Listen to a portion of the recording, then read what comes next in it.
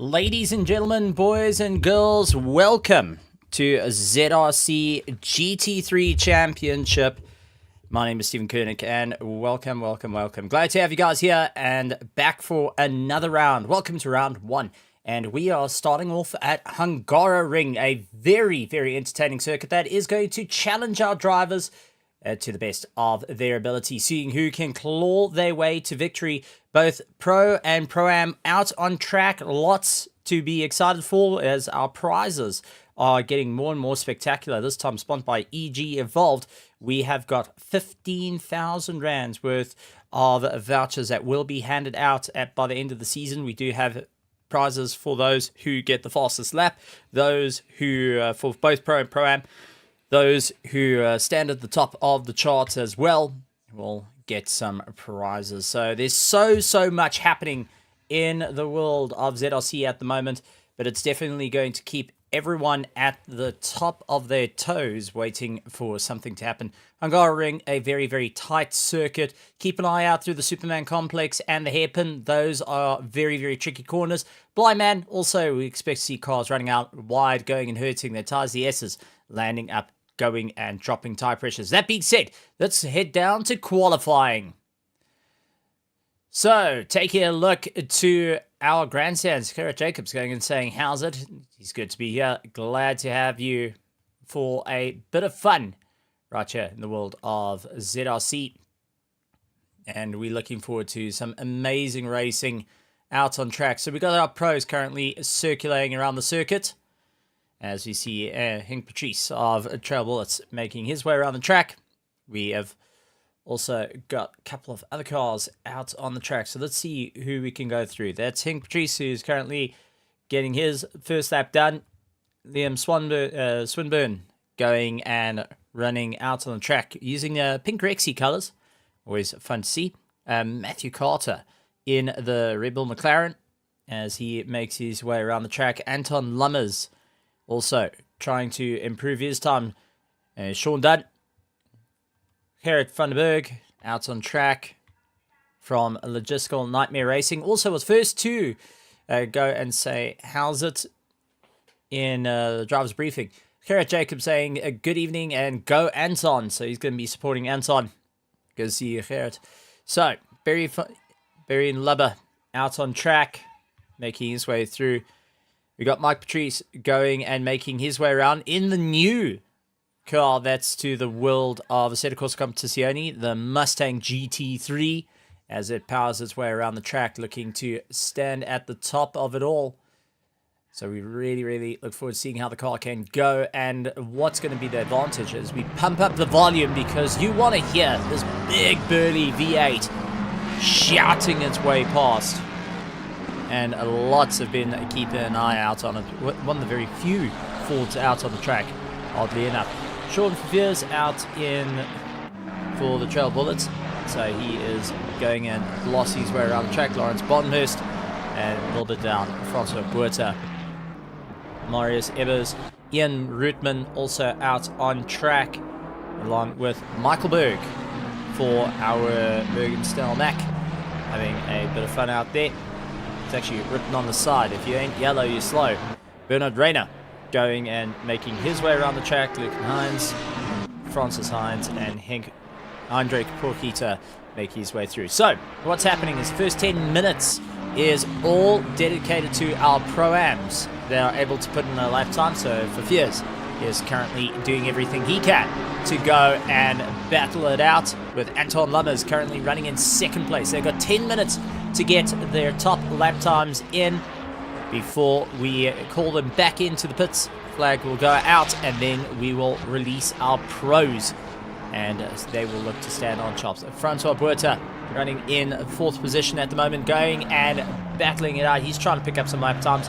The moment for Fears is 0.3 up over everyone at this point, so he is properly standing on the gas. And I do want to point out, using my number, 38 over there. So, Mr. Fears, that's my number there, buddy. Got to retire that thing. Hein Fatonda going and saying, how's it from the virtual grandstand? Saying, Carl for camp. So it's good to see a bit of support coming in for our pros. So, Fafirs leading the charge, 0.2 over Anton Lummers, who's trying to give it everything he's got. Jacques Schrill currently doing everything he can for the Snail 4 Racing, as our Racing Snails also looking to step up their game this season. Francois Buerta, Matthew Carter going to be coming across the line. Can he improve his lap time? No, not this time. He loses out, but Liam Swanburn improves his lap time, 1:45.5, so he stands on top. Sean Dunn going and moving into second place. For Fears, though, will be putting in a blistering lap time. He comes across with a 1:45.2 and stands back into first place after seeing a slight drop. Anton Labenzo couldn't improve his lap time. He's 1.025 off the lap time. Henk Petersen currently 1.1 behind, 1.178, and Jacques Kriel trying to give him everything he can. So, taking a look though, the lap times of Henk Petersen and Jacques Kriel both getting a 1:46.7. That immediately 1:46.465. Apologies. So both Henk Petersen and Jacques Kriel getting the exact same lap time on their last run. Francois Buerta, though, does kick it into high gear. He puts himself into fifth place with a 46.312. But time ticking over, 3 minutes to go.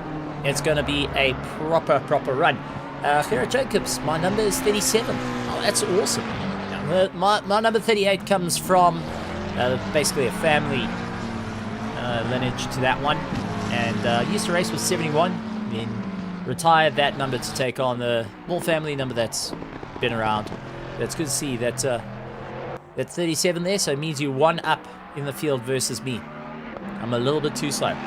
Mike Petersen trying to give it everything he's got for Gas Happy Racing in the Mustang.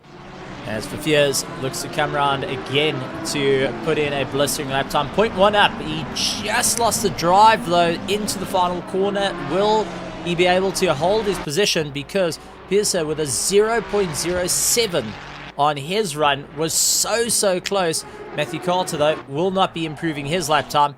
So currently out on track as we see Bernard Rayner get straight up to the top. Puts himself into first with a 1:44.9. Absolutely staggering time out of nowhere for him. And puts himself at the top of the Pro-Ams for Fears. Will be kicking himself a little bit there, trying to improve. But I don't think he's going to be able to as he gets caught up in a little bit of traffic. Lawrence Bodnos, though, also improving on his lap time, gets into third place. The Plagiostos going and giving it everything they can in the McLaren. At this point, it's all top of the charts for our drivers. They're pushing themselves a little bit harder each and every time. Not going to be an easy race though. It is going to challenge the drivers to move forward. Who's going to be able to get the climb up through the order. And as we know, anything can happen in the world of assettocorsacompetizione, especially here in ZRC. As our drivers still continue to try and get those blistering lap times in to ensure that they stay up at the top of the charts. Bernard Renner, he's going to go and relinquish a bit of a run there. And so he's going to get into the pits. And for Fears is still trying to give it all, but he is down 0.3 of a second, so he's going to be trying to get one more lap in. But 0.7 of a second down, 1 second down, I don't think he's going to improve. Lawrence Bonnos, though, he is 0.1 up on his last lap time. He will be able to improve if he can carry the momentum through. Anton Lomas puts himself into third place. Will Bonnos be able to get across the line and stomp it back into third? No, he does not. Only being able to do a 1:45.287 over Anton Lummers, who managed to get a 1:45.210. So Anton Lummers will be securing that top spot in third place. And right at the last, getting a great run. Jacques Trill currently 0.2 up on his last lap time. Can he get it all hooked in though? Carry a little bit more momentum as he powers his way around into the final corners.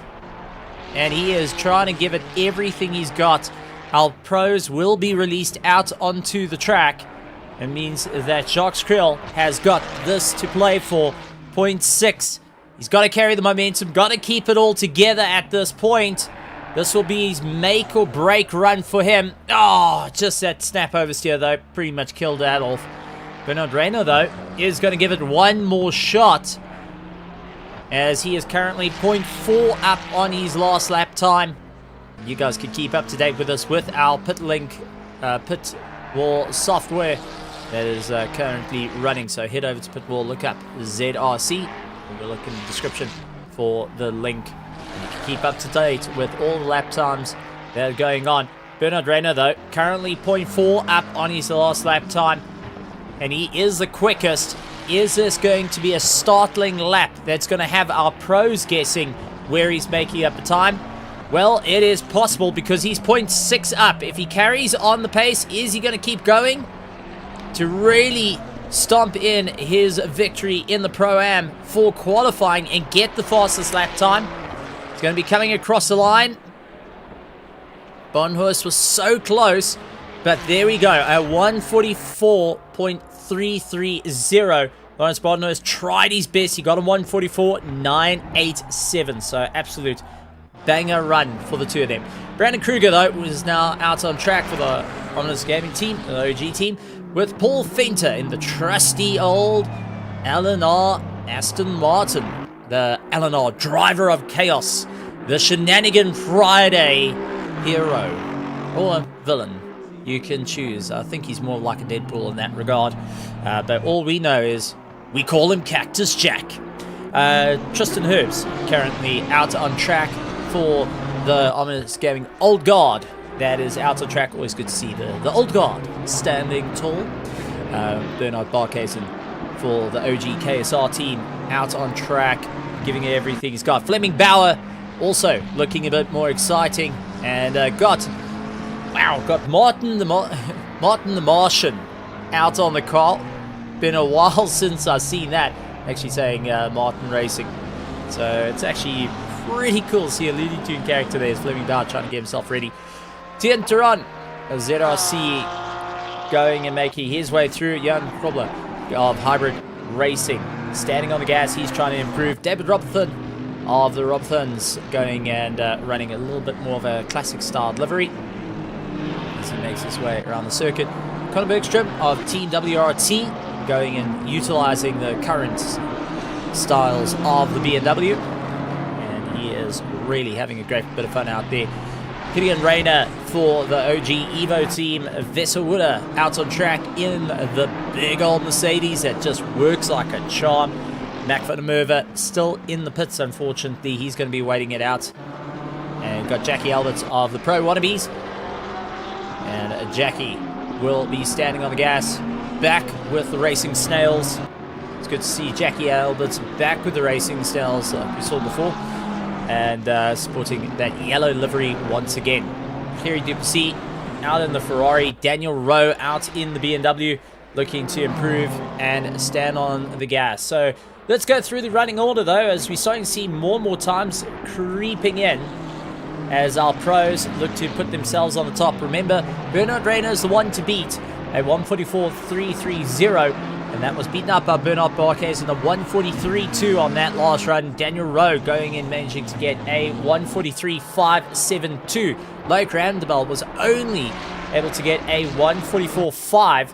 Hannes Kraling, though, in the Mustang and sporting the hooligan colors for the JC Performance, goes and puts himself into 5th place. Michael Donaldson puts himself into 4th place. A bit of an interesting style on the Sad Boys Incorporated Ferrari, but all over the show, a bit chaotic, but hey, if it works, it works, as we see them battle it out. Fleming Bauer puts himself into 3rd place. He immediately gets beaten up by Henry Mayer, his teammate, going and putting himself right up to the top of the running in 3rd place. So it looks like we're going to see some drivers returning with a absolute huge amount of fun. Driver that is returning though, that we have kept an eye out for. Last season he had to relinquish the crown, was the defending champion of our pros. Caldervit back to the circuit, returning He was out with an operation done to his knee. He was having to sit back and watch the entire season's worth of racing, chomping at the bit. Now getting to return back. This time, not as quite on the pace, 1:44.7, but he is trying to get his eye back into things. So always great to see a returning Caldervit and looking hungry for the crown once again. Bernard Blaukhuizen, though, coming across the line, doing a 1:42.8, gets a little bit of a snap oversteer. He goes and pulls out of it right at last. Daniel Rowe into second place. Johan Krobler, his teammate, currently running third place. Henry Mayer going and losing out as Andre Serradio comes across the line. He gets caught out as Gideon Reyna says, no thank you, buddy. I'm going to stay right ahead of you on that one. Henry Mayer will be trying to improve his lap time. Fleming Bauer, Michael Donaldson, unfortunately dropping off track there and getting back to pits. As we see Fleming Bauer getting a bit of a snap oversteer, trying to bring the car back. Not an easy time. Caldervit moving up a position as he looks to stand on the gas. Hannes Kraling going and make his way through. The time starting to come down faster and faster as our drivers are putting in an absolute banger of a run. But remember, 13th place is still Bernard Reyna, who's going to give it everything he's got. As you see, Hannes Kraling dropping a wheel off of the dirt and now having to try and pull it back. That's going to be a deleted lap time. SES days out in the pink Rexy, running in 14th position. Brandon Kruger trying to come back at him. Rian van der Race going and switching out to the Mercedes this season for the GSR team. Paul Fenter running in 17th, 18th. Loic Randebal, Harry Duplessis of the AF Corsa trying to make his time run. Jan Bluchnote also standing on the gas, trying to move his way through. Part of the Honors Gaming Nitro team. And don't get that confused with Discord Nitro. The OG Nitro team will be battling it out for the top of the charts. Tristan Herbs a little bit further down, out on the track, 0.4 up on his last lap time. Then we got Connor Bergstrom, who is out on the track. That is part of the Pandacity team, if I remember correctly. This time sporting the Team WRT colours and having a huge amount of fun out there. Jackie Alberts comes across the line in a 38th position. Just tried picking up the pace, couldn't get it done. Mac van der Merwe is going to still give it everything he's got. And Ruan Cilliers going and moving off in the Rustic Racing 24 as he looks to try and follow suit and get a little bit of a tow. At the moment, though, top of the charts, Bernard Blaukhuizen on 1:42.887. Daniel Rowe and him have a heated rivalry that has lasted many, many seasons over the course of their sim racing careers. Now they're going to reignite it once again. Henry Mayer putting himself into third place ahead of Johan Krobler, so he puts himself right between the two teammates. And just taking a look at the grandstands, Mahath Musa out there, who we usually see from Project Vapor, going and racing this time around. He's going to be taking it easy. Good to see him out there. Demonix saying OG Vumis. Johan Estesen going and saying go on a Stadler. And Gerrit Jacobs also going and saying welcome back, Carl. Good to see you out there. So lots and lots of support coming from the grandstands. Always love to see it.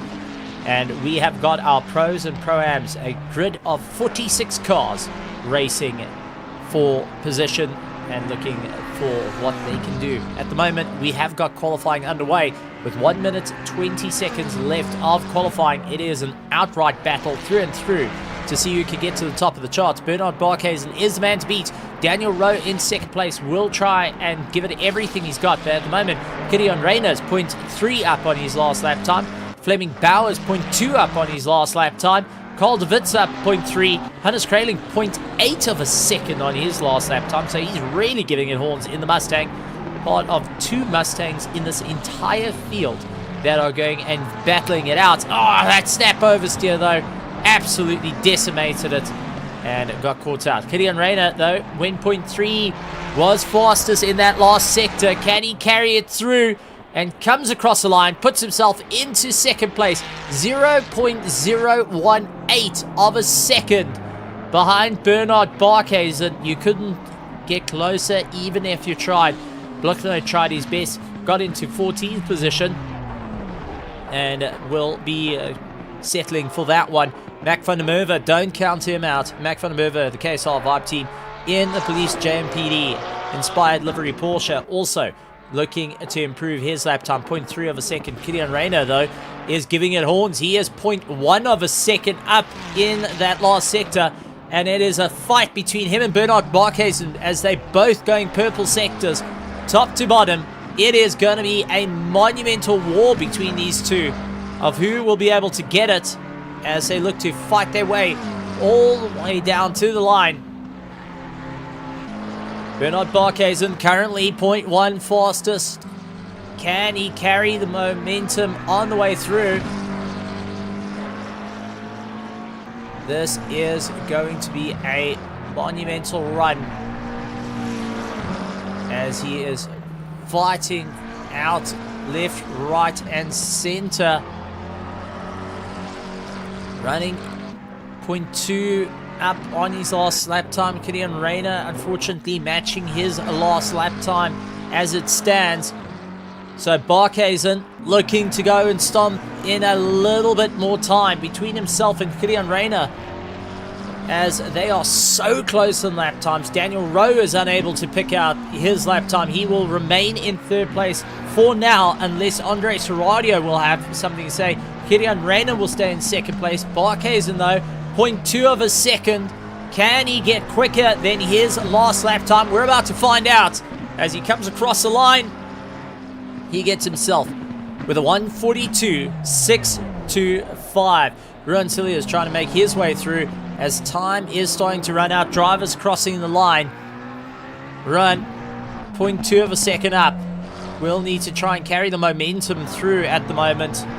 Lying in 20th position and comes across the line, just unable to move his way through it.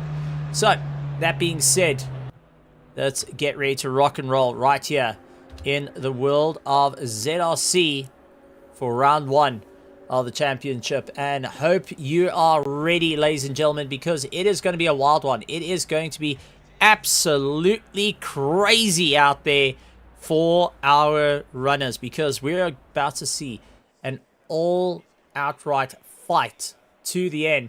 Everyone looking to try and step up their game. Everyone looking to try and improve right here at the Hungaroring. And it's not going to be an easy run. It's not going to be that power to the line and you get caught out.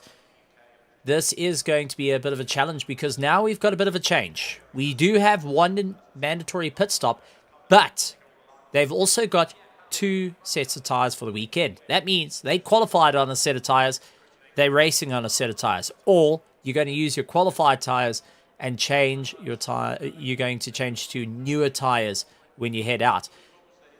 That also being said, they have to change tires. It's mandatory, so you have to use a set of tires in the race. Now, whether you're going to start out on your used tires or start out on your new tires and then switch to your used tires, well, that is where it all falls into play. This is where strategy comes in because risking it for that early pit stop, is it going to be worth it though?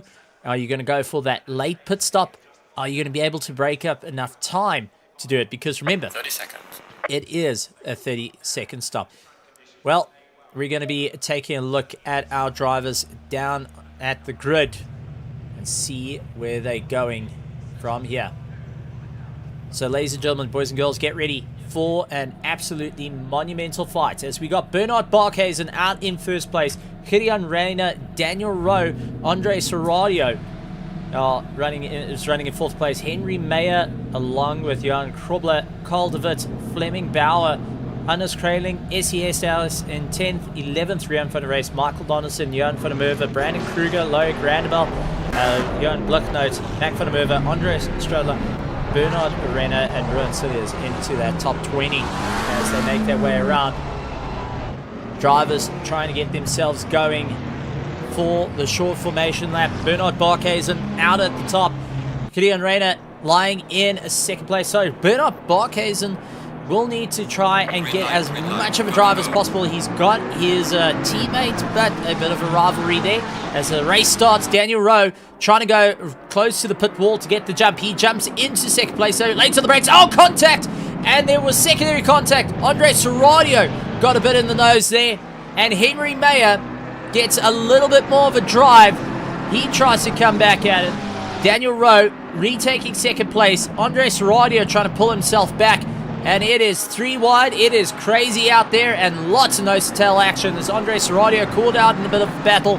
Killian Rayner trying to come back at him. Fleming Bauer trying to also give it as much as he can. Johan Krobler right behind him. Koldovit trying to push his way up. Going to have Michael Donaldson around the outside as they make their way through the S. Not an easy braking zone for them all. Side by side, elbow to elbow. And it does look like Michael Donaldson will get past the likes of Hannes Kraling, who was trying to defend in that Mustang, just battling with the understeer as they snake their way around. Many drivers opting that they are going to avoid and get out of the way of the fight. But it is turned into a bit of a nightmare run for the likes of Seradio, who landed up with a little bit of contact with Kilian Rayner. So, that being said, let's try and take a look at what happened as we cut down to one of our incidents at the start. And this was a little bit further back. This was Henk Pedersen, who got caught in a 4 wide. Oh, and there was a bit of a contact with one of the Porsches, the Pink Rexies. I'm not quite sure who that would have been that landed up with that contact a little bit down the order. As you see, car 34 parked into the weeds, and that is Jackie Alberts with some serious damage to the front nose of the Lamborghini. Now trying to get himself up and going once again. So car 46 unfortunately landing up in the wall and now needing a bit of repair work done. That's a wait for the entirety of the field there. Andre Seradio though going side by side with Henry Mayer, but pincered between himself and likes of Daniel Rowe. But these two are going to give it horns. Seradio tries to use a little bit of the outside of the circuit. That's back out of it. Kilian Rayner now is going to have a drive. Looks in for the inside. Couldn't get the pass done just as yet. They go through the sweep, battling it out. Henry Mayer up into third place. Really goes and fights it out as they make their way through. So absolutely monumental fights all the way through. It might have been SESAs, as Ferret's saying, with the Pink Rexy. We do know there's 2 of those cars in the field, but I think you're right. That might have been SESAs at the start who got caught out. SE's actually up into 11th, so it might not, as we do have contact with Blichnote and Mac van der Merwe. Oh, and just as we cut to that, Connor Bergstrom and Harry Duplessis having a come together between the two of them. Number 32 and 13 not having a good run there. Yellow flag for them. So let's see if we can try and cut back to it and see what happened. Does look like Connor Bergstrom got the drive, carried on the power, and a little bit close to the GSR Ferrari and didn't quite expect the braking to be there. Got a slight nudge into the back of Duplessis. Gets turned round, and both of them losing out valuable track positioning at that point. So, Bernard Barkhuizen, long since gone. Daniel Rowe trying to break away from Henry Mayer and Andre Seradio, who are going and chasing each other down at the moment. Not going to be an easy time for the two of them as they battle their way through. Looks like Seradio will have to keep behind Henry Mayer. Remember, they do have 2 sets of tyres, and we do have a yellow flag. So it looks like Barkhuizen may have disappeared off our timing tree. Yeah, Bernard Barkhuizen is gone. Ladies and gentlemen, boys and girls, Bernard Barkhuizen has disconnected and is out of the top running of the race. That has promoted Daniel Rowe up into first place, Henry Mayer into second, and Andre Seradio into third. So that is your top 3 as it stands. What on earth happened to Barkhuizen? All going well until not. And unfortunately, the disconnect has pulled him out of the running order and has retired the car unless they're able to get that going. Fleming Bauer, though, having Johan Krobler right behind him, is trying to catch up to his teammate because now it is all on the cards for hybrid racing to stand on the top of it. They're going to need to fight it out with one another as we see Henry Mayer right onto the back of Daniel Rowe. McLaren starting to go and heat up those tyres a little bit more, get back in. And now chasing down the fight will chase down the likes of Daniel Rowe, who's not going to back out of any fight at the moment. He wants to try and hold that first position no matter what. Henry Mayer does look towards the inside line. He's a little bit far back to go for the dive. Second guessed it and goes and breaks a little bit early. Fleming Bauer getting caught out and has the likes of Krobler getting right onto the tail of him. Koldovit not too far behind, but we do see The likes of Brandon Kruger and Michael Donaldson going side by side. The two Ferraris are going to give it everything they got with SES days right behind them in the pink Rexy. And it does look like Michael Donaldson was able to carry the momentum. Brandon Kruger goes in behind and tucks up and waits it out. SES days will be right onto the back of him as we see another bit of contact coming in for the number 10 and 41. Unfortunately, having a bit of an issue. That is Paul Fenter and Bernard Rayner going and having a bit of contact. So, deep send for Paul Fenter. Gets it sorted. Runs out wide. Side by side they go. And I think it was just a little bit of door-to-door. Yep, door-to-door on the two of them. Nothing bad. Just readjusting their wing mirrors on the way through. So Brandon Kruger going and chasing down Michael Donaldson with SES Ace and Loic Radebel going right onto the back of him. So Loic hoping that he can get into the mix as well. He's got Hannes Kradling all over the back of him. A little bit further down, you've got Johan van der Merwe and Rian van der Race going and pushing as hard as they can. But keep an eye out on the number 18 car, as that's Brendan Rayner, Bernard Rayner, who is currently up in the top of the Pro-Ams, ahead of the likes of Johan Verveers. With that 38 car in 22nd place is Anton Lubbers running third of our Pro-Ams as it stands. So our Pro-Ams are still open cards for everyone. SESA, so getting a very poor drive. We'll have the likes of Loic Radebel going side by side with the two of them. And Hannes Kradling going to try and put the Mustang in between them. Second guesses that option. Essie stuck on the outside. Loses out the momentum. Loic going to try and accelerate right out of it and keep up the chase. Essie now dropping down. Will he try and go a little bit late on the brakes? No, couldn't get it all hooked in. But Loic runs out wide. That gives Essie a chance to come in for the fight. Loic trying everything he can to battle it out. Will keep him at bay at the moment as they looking to go door to door. Number 34 once again spinning out and having a problem. And caught out to Jackie Alberts, not having an easy run in the Lamborghini. He's able to get going, but there was yellow flags, and that would have had our drivers going and looking at their screens, thinking, where is the car? Where do they need to go? Hannes Kradling, though, doing an absolutely bang-up job with Johan van der Merwe right behind him. Johan van der Race also chasing him down. The GSR, big Mercedes, now chasing down the McLaren as fast as possible, looking for any opportunity to get back onto the attack. Hannes Kradling looks left, looks right, decides he's going to rather stick behind. He's going to try and put the nose up on the inside of SESA, who gets a very poor exit through the corner and just couldn't get that corner exit working in his favor. Back up to the top running of the order, though. Andre Serradio fighting out for third position. Has got Gideon Rayner right behind him. And Henry Mayer all over the back of Daniel Rowe. He has set the fastest lap time of the race so far with a 1:43.3. So he is currently the man to beat out on track. And Daniel Rowe knows that he's getting caught out because that last lap time for him was a 1:43.542. So Daniel Rowe losing out a little bit of time. Has got a Henry Mayer that is standing on the gas, looking all over the back of him, trying to figure out where this is going to be for it. Is he burning through those tires? Has he got a new set of tires on and that's allowing him to go on the attack? Or is he using the old set of rubber to carry the momentum through? I would lean more to the fact he's got a new set of rubber on that car. He is now pushing as hard as he can and will be switching to an older set of rubber as the race continues a little bit further down the line. Remember, they got one mandatory stop. They have to change tires and be able to get out and get going once again. Andre Serradio's got ahead of Gideon Rayner at the moment as he tries to make his way through. I do see a bit of contact with the number 6 car, and that would be Michael Donaldson. So we're going to go back a little bit and see what happened to Michael Donaldson as he had a little bit of pressure put onto him. What happened to Michael Donaldson? Was it a bit of contact? Was it a just unfortunate moment? Oh, just the lightest contact for the number 15, Brandon Kruger, who gave him a little bit of a kiss there just to talk sweet, sweet music to him and then continued on the chase.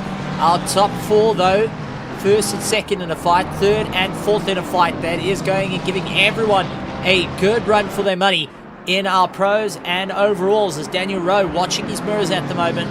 trying to keep an eye on where things are going to go. How is he going to be able to battle it through as he sees likes of Henry Mayer coming back at him as a switch around, just a shot off the back wing. You can see how Henry Mayer is looking left and right, trying to sit within those mirrors as much as possible as he gets back onto the charge, closing down at a rate of knots and just not able to get it. Andre Serradio having the likes of Gideon Rayner behind him, as we saw off shot there, as they battle their way through.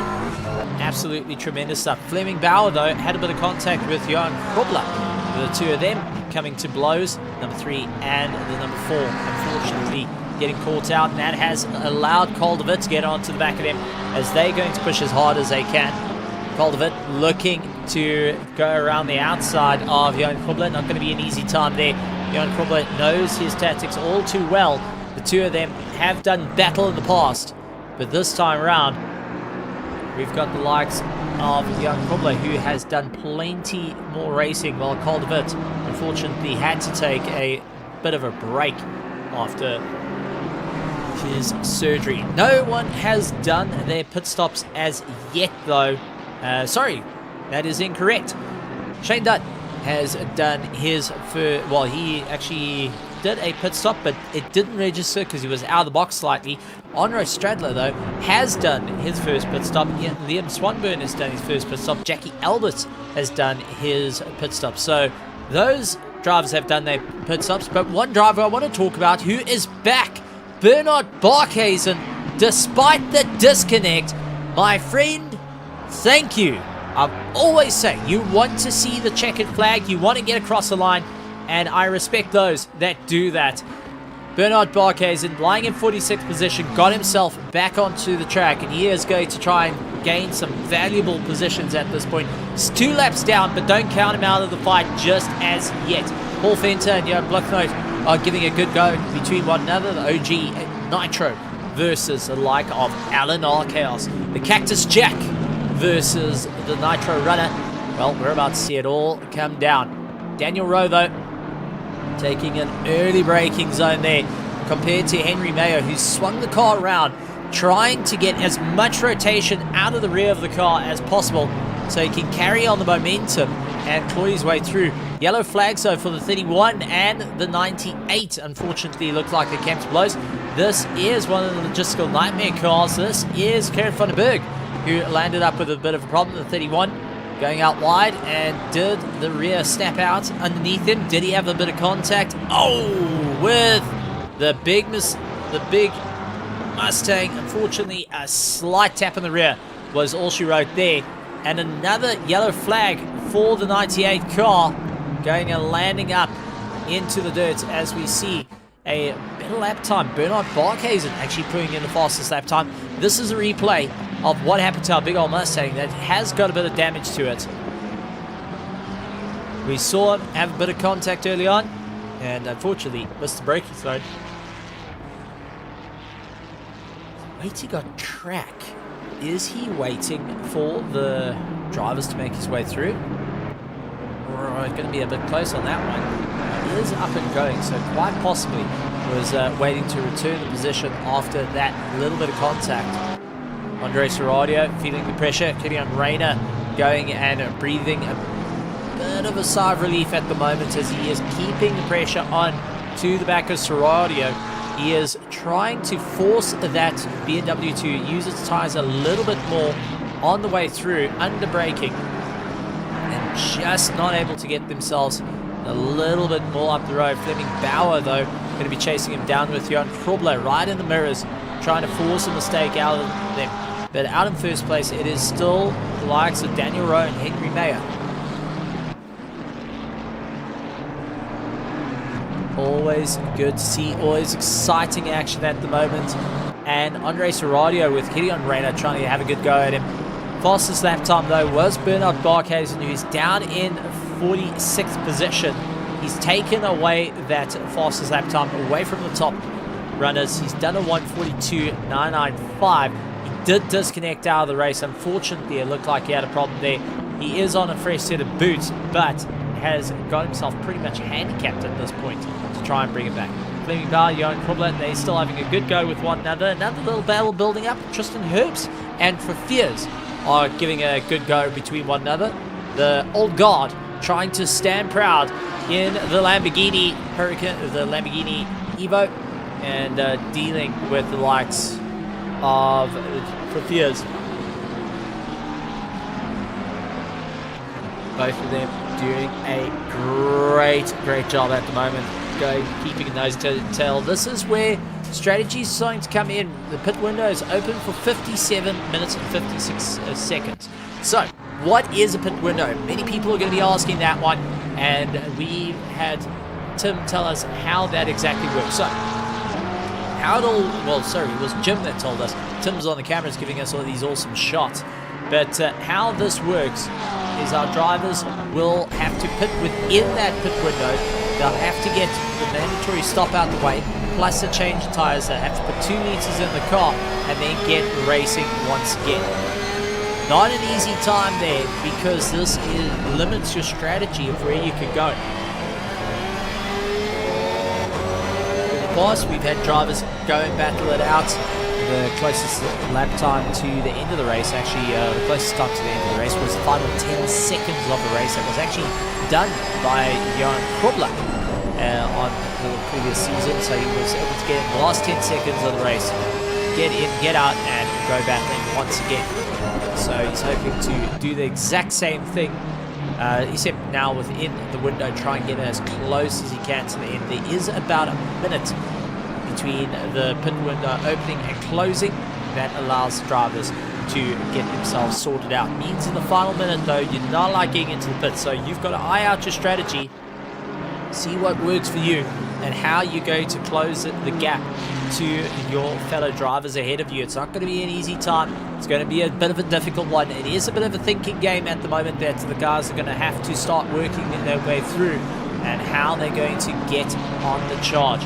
What is going to be needed. This is where having a little bit of a chat with someone in your ear will work. I know Andres Radio will be having a chat with Mahith Musa in his ear, along with Killian Rayner will be talking to all his teammates out on track, getting that constant feedback of what's happening, where guys are on circuit, start getting a bit of an aerial picture on who is around, who is battling it out. Johan van der Merwe is keeping an eye on Rian for the race at the moment, as he's opened up a bit of a gap there, but doing a fantastic job. So Loic Randeveld is a perfect option on that one.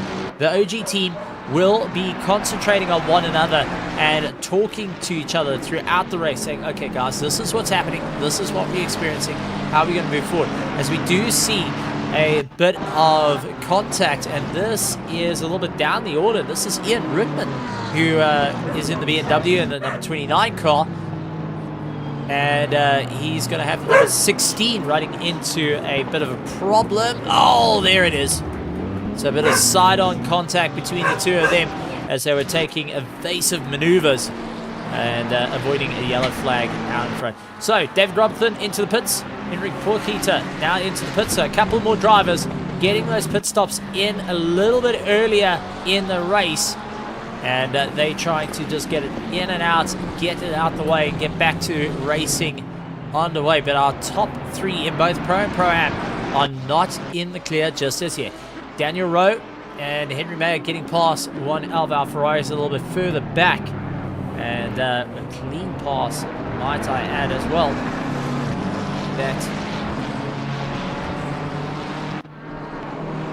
So I think the contact in the earlier parts of the race was actually Liam Swanburn, who is out on track. He is way down the order from where he started, but he's also trying to make up a bit of time throughout this race. So I think he was part of the earlier contacts in the pink Rexy, so it wasn't SCSAs that got caught out. So let's take a look at who's gained what throughout this race, because we talked about so much.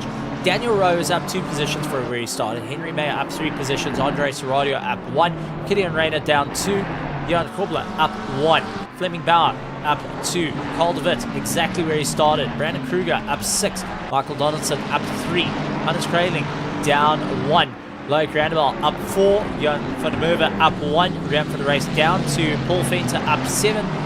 Johan Gluckno up 1. Mac van der Merwe up 1. Rowan Cilliers up 3. Bernard Rayner up 1.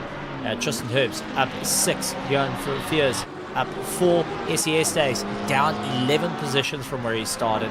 Anton Lammers up 4. Lucan Haynes up 13. Henk Pedersen up 3. Lawrence Bondnose up 2, down 2. Gary Duplessis down 4. Conor Bergstrom up 1. Matthew Carter up 1. Vesselwood up 5. Tian Turan up 3. Ian Rootman up 11. Jean Trill up 8. And Barry Lover currently up 13. Maurice Evers up 7. Francois Buerta up 2. Michael Berg up 9. And he actually drops down. He's up 8 positions now. Mike Pedersen up 6. Kerry van den Berg is exactly where he started. Then we start going into the drivers that lost out. Shane Dunn is down 5. Honor Sadler down 23 positions. Liam Swanberg down 11. David Robertson going and being down 5. Jackie Alberts, though, is a little bit further down. He's down 12. Henrik Poikita has just had a nightmare of a run. Not only is he down 15 positions, he's got a stop-go 30-second penalty, but the one that has taken the biggest hit of them all, Bernard Barkhuizen, who also got disconnected, might I add, and still puts in the fastest lap. He is down 3 laps at the moment, but is giving it everything he's got to get back into the fight. So don't count him out just as yet. He is now holding that fastest lap, which means he will get a point for holding the fastest lap. He just needs to start working on those times and get it out of the way. This is the number 33 that had a yellow flag and got caught out. This is Matthew Carter, who has pulled into the pits. So looks like the McLaren, unfortunately, a bit of a camera view not working out there. He gets a spin, gets turned around, hooks a reverse gear, tries to bring it back, and then brings back into the pits there. So not an easy time for him. He got caught out in a little bit of a long run and had to battle it out. So our top 4 still all together with one another. They are not going and landing up with a bit of a problem. There's so much happening out on the circuit. We got Garrett Jacobs saying Barkhuizen with a disconnect and the fastest lap. Yep, he is properly in for a fight. And still, I want to take my hat off to drivers that can do it. You know, it's one thing about sim racing, we always talk about drivers getting caught out. As we do see a driver caught out, that's one of the racing snails that is actually come to a stop. That is Jackie Alberts, once again landing up with a problem with that Lamborghini. Just not working out on the circuit. Not a happy camper. Still driving with damage. Still well done for driving with damage. Paul Fenter into the pit, so he's getting it done and dusted. But change up for position. Henry Mayer takes pole position away from Daniel Rowe. Holds the inside line. Daniel Rowe tried to go around the outside. Couldn't get it all sorted out as they carry their way through. Andre Serradio now trying to make a bit of a game, set and match as Henry Mayer will be catching up. 2-1 the Alnor cars. They do have passing zones that they'll have to do about it. So each of the drivers have got a zone where they have to get the pass done and dusted. Not an easy time out there. Drivers will have to think about where they're going to do this. It's actually done on the straight. For anyone that is getting past, they have a certain amount of time between the corners to lift, let the cars go, and continue the race. So Henry Mayer will be waiting for that opportunity at the moment. Andre Serradio trying to get past Daniel Rowe. He gets caught up in a bit of a tank slap, but that's allowed Gideon Rayner to get right onto the back of him. And first, second, third, fourth, and is now in a fight. And unfortunately, Alnor getting a bit boxed in, decides he's going to opt to get in the pits and get right out of the way of this little train that has gone and formed. So Daniel Rowe losing out that pole position. Henry Mayer going to be leading out the laps, and with Serradio right behind both of them. And you can just see coming over the crest was Johan Krobler. So don't count him out as well. He is on the charge and will be getting feedback from Daniel Rowe saying, right, Henry Mayer's ahead of me, going to start pushing for the tires.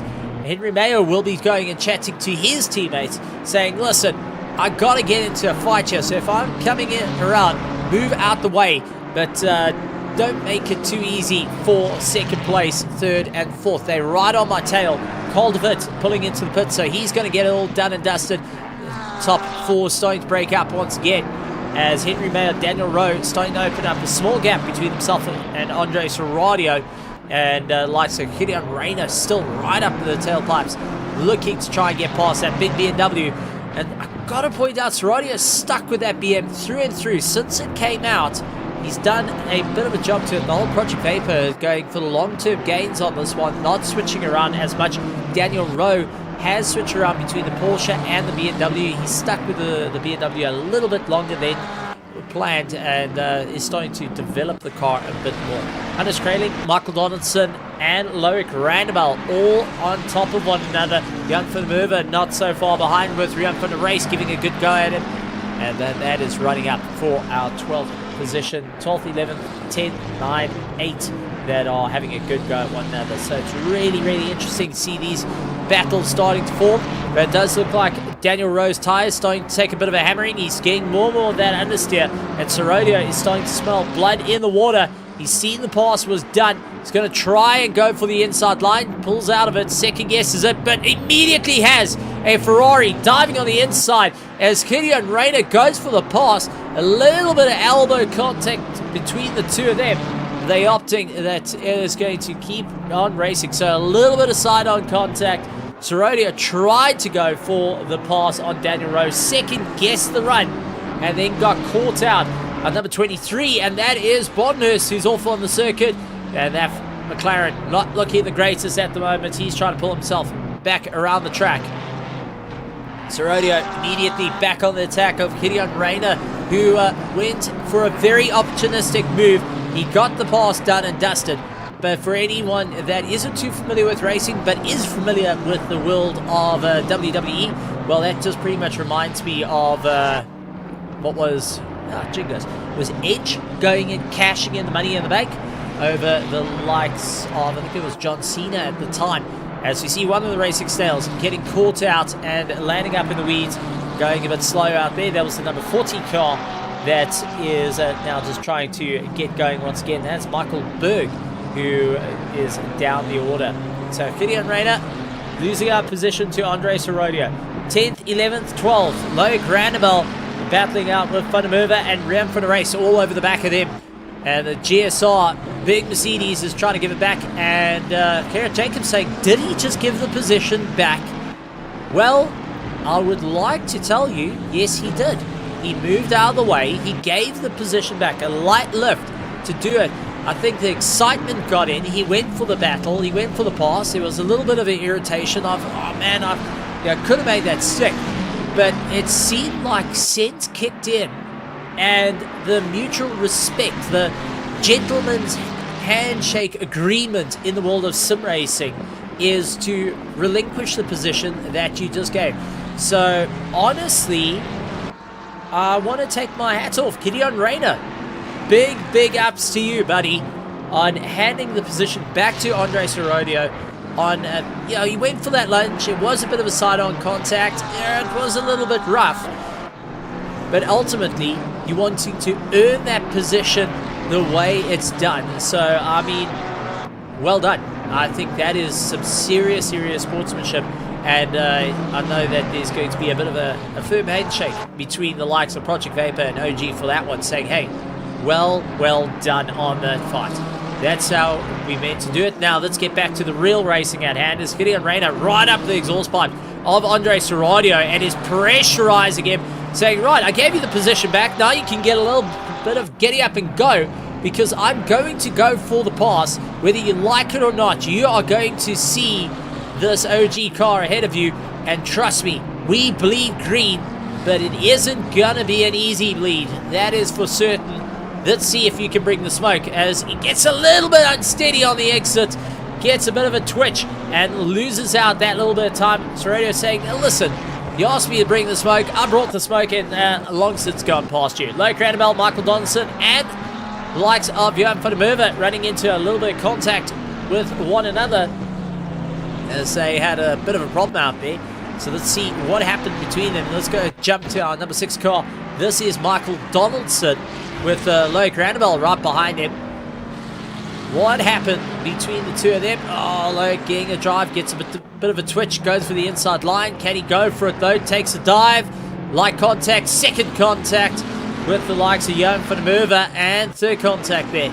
But all seem to be okay. Now, change up for position. Bernard Rayner of our Pro-Ams will be watching very, very closely at the likes of Fafirs, who actually gets past him. So Fafirs will be taking the top spot of our Pro-Am division for the running order on that one. Anton Lummers will also gain a position as he looks to make his way through. He'll be second place with the likes of Pedersen going and getting past Lucan Haynes. Going to go side by side with him as Pedersen losing out the drive, stuck on the outside, will try go for a late break. Couldn't get it all sorted out. Kerry Duplessis, though, goes around the outside. He says, okay, buddy, look, I want to get past you. I'm in the pros. You're in the Pro-Ams. Let's actually just work with one another here. He is on to the back of Lucan Hines at the moment. Absolutely properly run. And not an easy fight as we see the likes of Pedersen going out wide and having a monumental effort between the two of them. Also, just looking over to the grandstand, a bit of a chat happening. Mahath Musa saying that he is unfortunately out of the season racing, but he is going to show the support. Always fantastic to see, and giving a bit of a support to the fellow Project Vapor driver. Yeah, always looking forward to Mahath. If you want to have a chat, it'd be nice to have you in the Discord just to get a bit of insight from a team perspective, having your teammate getting a position back on circuit, the way that was given by the OG team. I personally absolutely love that with all my heart, to see it work out and see the drivers going and having that handshake agreement between them all. That gentleman top of, going and moving the hats across. Look at Anzo going at all types of sideways. Kerry Duplessis dives on the inside, goes for the pass, and carries on the momentum, so he gets a position ahead of Lucan Hines. Remember, it is for on-track position. It is not for the class position. So Lucan's still lying in third at the moment, continuing to battle his way through. Time starting to run out there. 41 minutes left of our pit window, 42 minutes left of our race. Drivers all starting to run into different challenges on the way through. Barry Lubber now going and fighting it out, has got Marius Ebbers all over the back of him, and Ebbers is going to really fight it out. He's got Francois Buerta going and pushing for a pass at the moment. Looks inside, looks outside, a little bit scuffed at the moment, but that McLaren is still going. Looks for the inside line, couldn't get the drive just as yet. Drops the wheel on the dirt there. Will have to try and pull it back as he lost out the drive to Ebbers, who has now got a monumental dive heading into turn one. Can he get on the inside of the Iron Lad? No, couldn't get it this time.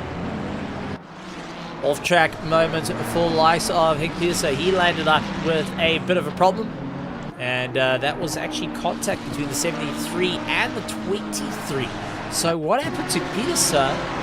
Having a bit of contact there with the Lamborghini, the Racing Snails. Looks for an inside line.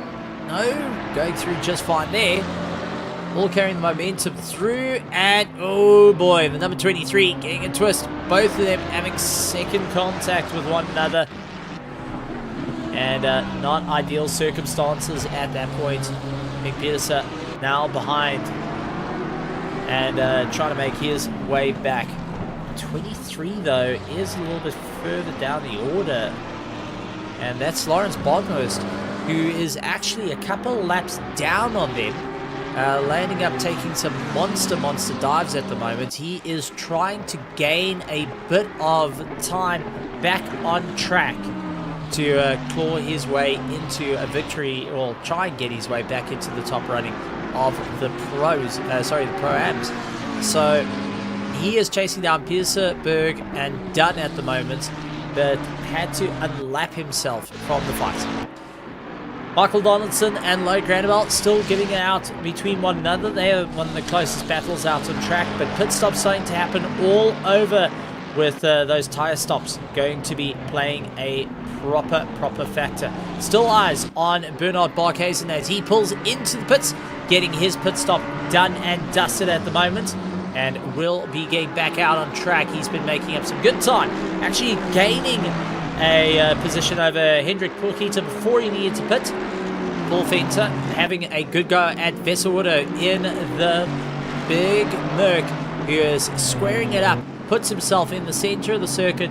Paul Fenter in the Aston Martin going and trying to make up some time. But I do want to point out that we have got 3 front engines all battling it out. We have got 3 V8s all together, and we've got 3 different country manufacturers. We have got the Mercedes from Germany, we have got the Aston Martin from Britain and Germany, because it uses Mercedes parts, and then we have got the Mustang behind them. 3 monstrous V8s, the unsung of it all. You know what? Just for the absolute ear pleasure, listen to this absolute symphony at the moment, because there's very few times we can say it.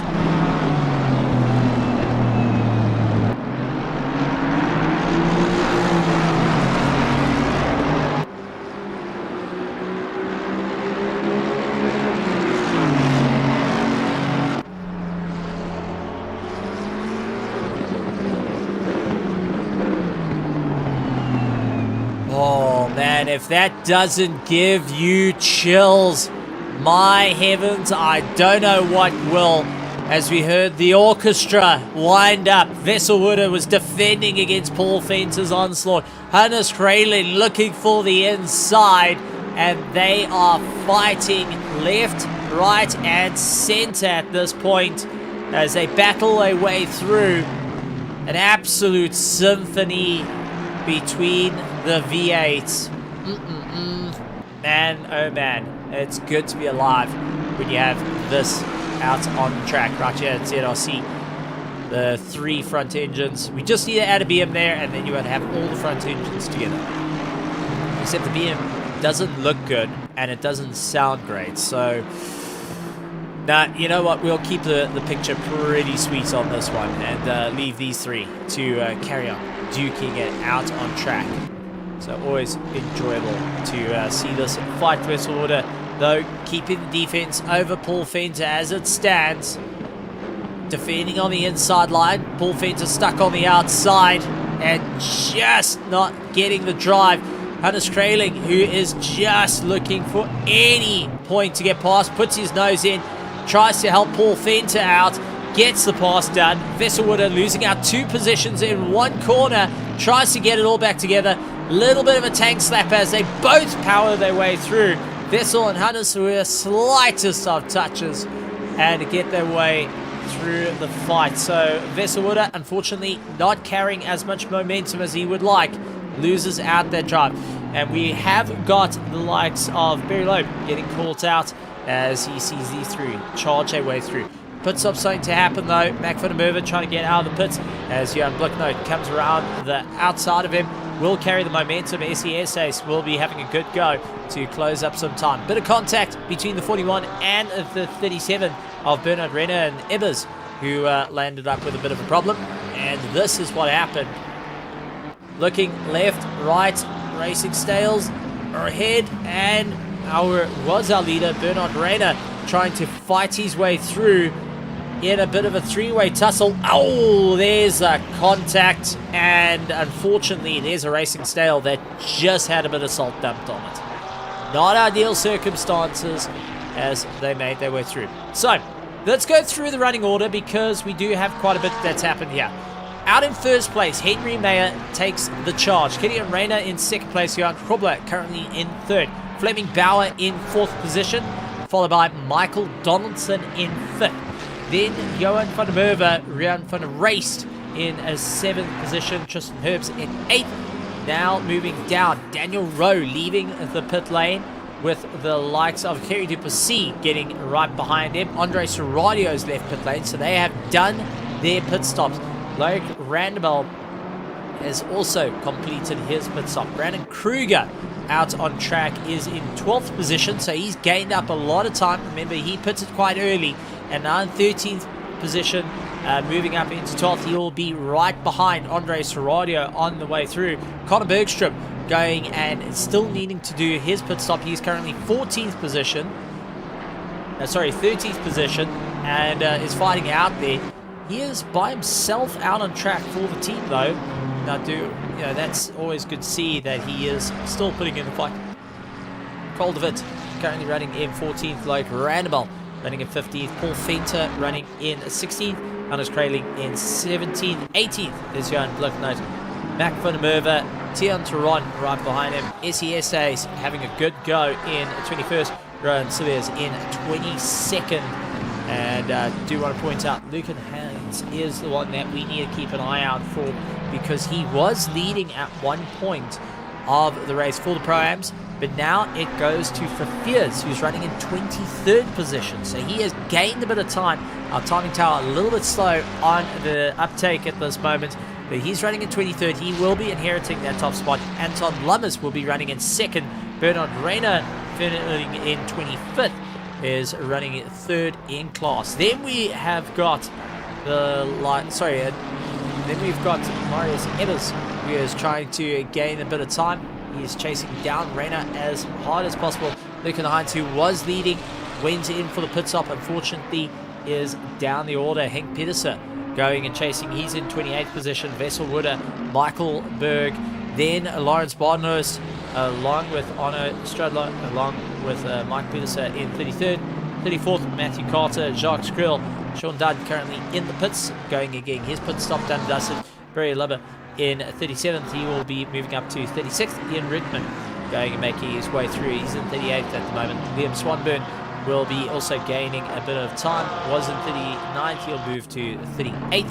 And David Robertson, unfortunately, serving a drive-through penalty at this point. Ouch. Not ideal runs for him, as he will then lose out the position to Francois Heinz. Makes his way through.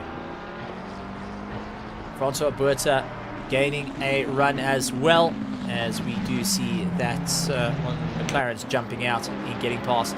Gerrit van den Berg going make his way through. David Robertson with a stop-go 32nd penalty now added onto him as well, is getting caught up in a bit of a problem. Jackie Albert's running in 44th,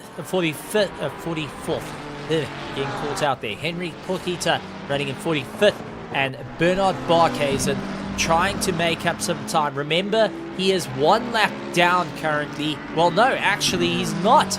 He is on the same lap as Henrik Porkita at the moment as they make their way through. So Bernard Barkhuizen is still trying to gain some time and is doing an absolutely bang-on job at the moment, putting in those quick lap times. Right, Johan Krobler has pulled into the pit, so he's getting his pit stop done and dusted. 30 minutes and 50 seconds to go. Henry Mayer, Fleming Bauer, Michael Donaldson, Johan van der Merwe, and Rian van der Race will be scratching their heads at the moment, saying, right, what do we need to do? Because we need to get into the box in and out quite quickly, as we see the likes of Krobler, Rowe, and Sorodio have done their pit stops and looking to carry on the momentum. Kerry Duplessis, though, running into a little bit of a problem, as there was an accident put out for the number 5 car. And let's take a look. That was Hannes Kraling, who was right behind Paul Fenter heading into turn 1. Did he take a late lunge with the big Mustang, and the brakes just didn't quite want to work with him? So close. Light contact. Oh, and a spin. So, not too bad.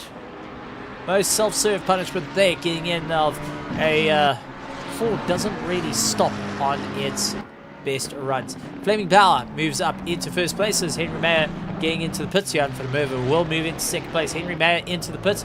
Keeping an eye on Michael Donaldson, who's into the pits, and Rian van der Race into the pits. Daniel Rowe still making his way through. Will it be enough? Was he close enough to get the undercut on Henry Mayer, who's still stopped? Daniel Rowe on the main straight. Will it be enough? Henry Mayer's moving. They're going to go side by side, possibly. Daniel Rowe trying to make up, and Daniel Rowe gets past. Henry Mayer just exiting the pits, and Andre Sorodio round the outside says thank you very much. Henry Mayer dropping down, and Jan Kropler goes and gains a little bit of time. Gideon Rayner, Brandon Kruger getting past, so absolutely bang on between them. And what a run there. Daniel Rowe just able to get that undercut with Andre Sorodio right behind him. He followed him into the pits, got on the power, and kept going. Now it's an out-and-out charge for them on the way through. Who's going to be able to gain that time with only the 2 cars of Fleming Bauer and Van der Merwe needing to pit within our top 10. Conor Bergstrom needing to pit as well. He's in the 11th position. Kerry Du Plessis needing to pit. And Thierry Turan needing to pit as well. Paul Venter battling out with Michael Donaldson. Michael's going to try and have a good go at him. Mid-engine versus front engine. And the Ferrari 296 versus the Aston Martin V8 Vantage. Does carry some Mercedes parts in it, but, you know, half and half of an Aston. It's not quite a true Aston. It's a half and half. The V12 was the true Aston in the world of assettocorsacompetizione. V8, yeah, just not quite working out in that favour. Jan van der Merwe pulling into the pit, so he's getting it done and dusted, and that will allow Daniel Rowe and Andre Sorodio to be promoted up into 2nd place. And Sorodio will be looking to keep on the charge. He's at 2.1 seconds behind as we keep an eye on the Paul Venter and Michael Donaldson fight. Another fight also starting to build up is Kerry Du Plessis, Jan Bloknoot, who is right on the back of him. Mac Van der Merwe, we haven't spoken much about at the moment. He's caught up right behind the rear spoiler, trying to push his way through. Not able to get the pass just as yet. Going to take a late lunge. Can he get it all hooked in? Tried his luck there and just gets the pass down and dusted. Still side on. It does look like Bloknoot to Mac Van der Merwe. Light as the contacts, nothing to write home about. But the two of them having a proper ding-dong battle between them. Kerry Du Plessis, though, will be gaining a little bit of drive as Bloknoot tries to go back at him. Michael Donaldson, though, gets caught out. Oh, side-on contact with Van der Merwe. Paul Venter says, okay, guys, you want to go for it? I'm going to go for it. Puts himself in the middle. Oh, Michael Donaldson with a late dive going and having slight contact with Paul Venter, who is just throwing the Aston Martin around at the moment. He is on a proper chase to the likes of Michael Donaldson and Jan van der Merwe, who is just ahead of him. It is going to be a monumental run there. Paul Venter is going to have to think about this one of how is he going to get past Michael Donaldson, who is on the defense. He is getting shoulders out, elbows out, knees, toes, and everything. Can go for it. But Paul Venter knows how to break a pinky toe, and he's going to do everything he can to break the pinky toe of Michael Donaldson. And I'm seeing an absolute nightmare in the grandstands. I'm seeing the support for the BMW as a brand. The BMW M4 GT3. Guys, if it's the M6, I would agree with you, but the M4, no chance. Hunty Myberg, Mike Bussa, Gerrit Jacobs, I'm not going to agree with you on having that as a supporting car. Yes, I support the drivers, I support the team, but the beaver teeth, someone needs to put a set of braces on that car. It's a little bit got too much of a gap. It's starting to sound like the All Gold ad. Well, it's got a turbo, so it does have a slight whistle, so maybe it's like the old All Gold ad where the guy had a whistle every time he called for 36. Can't really do the whistle. So, Jan van der Merwe, now that we spoke on the tangent there, has got Michael Donaldson and Paul Venter all over the back of him. Ran for the race, trying to make up some time. Conor Bergstrom is now into the pits. Bloknoot is still out on track. Brandon Kruger onto the back of Kilian Reynolds. So these two are going to be working with one another, both part of the sister teams, going and fighting out. I was supposed to say, jealousy makes you nasty. Then I'll stay nasty. Oh no, Brandon Kruger, we had you on screen. Do they bleed green? Well, we didn't get to see it there, but we did see him go off circuit. Conor Bergstrom making his way around, but oh man, a gutting blow. Let's see if we can try and go to see what happened there for Brandon Kruger on the way through. This is off the roll bar cam. Did the BMW just get a jump? Yes, it did. Over the curb, swung itself around. He's able to keep it out of the wall. Nearly an absolute pirouette, but he's able to get going once again. But now has got the problem and of trying to catch up. Conor Bergstrom, though, feeling the pressure from Tristan Herbst, who's all over the back of him. Tristan trying to look for the inside line. Will be trying to carry a bit of momentum. The Lamborghini has a lot more rotation compared to the BMW, but BMW loves the curbs a lot more, and he's able to hop them on the way through. So Connor's going to have to get very elbows out here against the old guard that is looking to push and go, looking to get round the likes of Connor Bergstrom, who is sporting the WRT colours. And I've got to say, a bit more of the nice colours for the BMW. Oh, drive-through penalty handed out to Vesselwooder. That's going to be for track limits exceeded. And Jim handing out that award saying, well, buddy, you earned it. There we go. Game over for you. And that's carry on racing. Fafia currently leading out of our Pro-Ams at the top of the charts with 24 minutes and 20 seconds to go left in this race. Only Connor Bergstrom needed to pit. So he gets in and out. That's going to allow Tristan Herbst to get by, and will be going in a little bit under his breath of, why did you hold me back so much in that fight? But racing is racing, and well, you can get caught out at the best of times. Bernard Renner onto the back of Anton Lummers, who is currently running in third place, looking to try and get that second place in class. Not going to be an easy run between the two of them. Side by side they go. Though, as Bernard Rader tries to carry a bit of momentum, Anton Lummers, though, going in a little bit more defensive, actually changing out from the Mercedes and moving into the McLaren now, a little bit more comfortable with a bit more rotation. He says it just works for him at this point, but now he's going to have to deal with Bernard Rader, who is on a proper charge, looks for the inside, looks for the outside. Jean Fafiers currently leading out our Pro-Ams, is right to the back of Ruans. Cilliers. So Fafiers needs to be rather careful here. Doesn't want to compromise his time to the likes of Anton Lammers and Renner, who's right behind him. But then you have got Cilliers, who is seemingly a little faster on the last lap than Fafiers.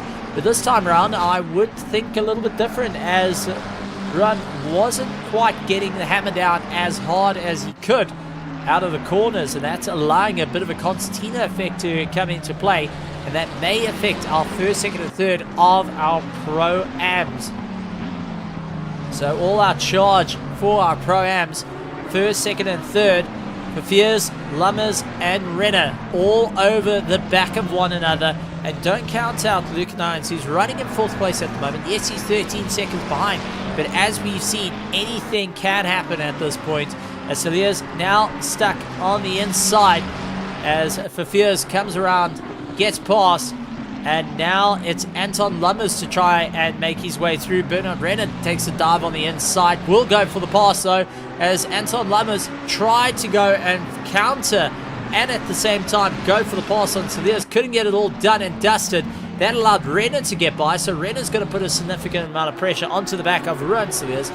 And Ruan, who needs to think a little bit onto this one. Yes, it's not for class position, but it is overall track position that he is fighting for, and these Pro-Am drivers are properly showing what they can do, as he is firmly caught in the middle of this little sandwich. So Anton Lammers still keeping behind Bernard Renner, who looks to try go around the outside of Ruan. Couldn't get it all done and dusted. He's trying to make up a bit of time. Ruan on the last lap did run a 46, while the rest actually ran 45s. So he is a bit slower than our Pro-Ams at the moment, but he is still going elbows out. So Cilliers is going to do everything he can to try and hold back Renner as much as possible, as we see the Rustic Racing number 24 going, or 20 going battle it out. Good shot of our EG Volt simulator rigs sponsorship onto the back of the car, as we see Bernard Renner going and chasing as hard as he can. Look for the pass on the inside, couldn't get it all sorted out as yet. We'll have to wait for the fight once again. And we do have a racing sale that came into the mix here, dropping them a little bit back through the order. So not an easy run between them all, but it does look like we have got a bit of acceleration away, as everyone clearing suit. Franco's Heinz trying to make up some time.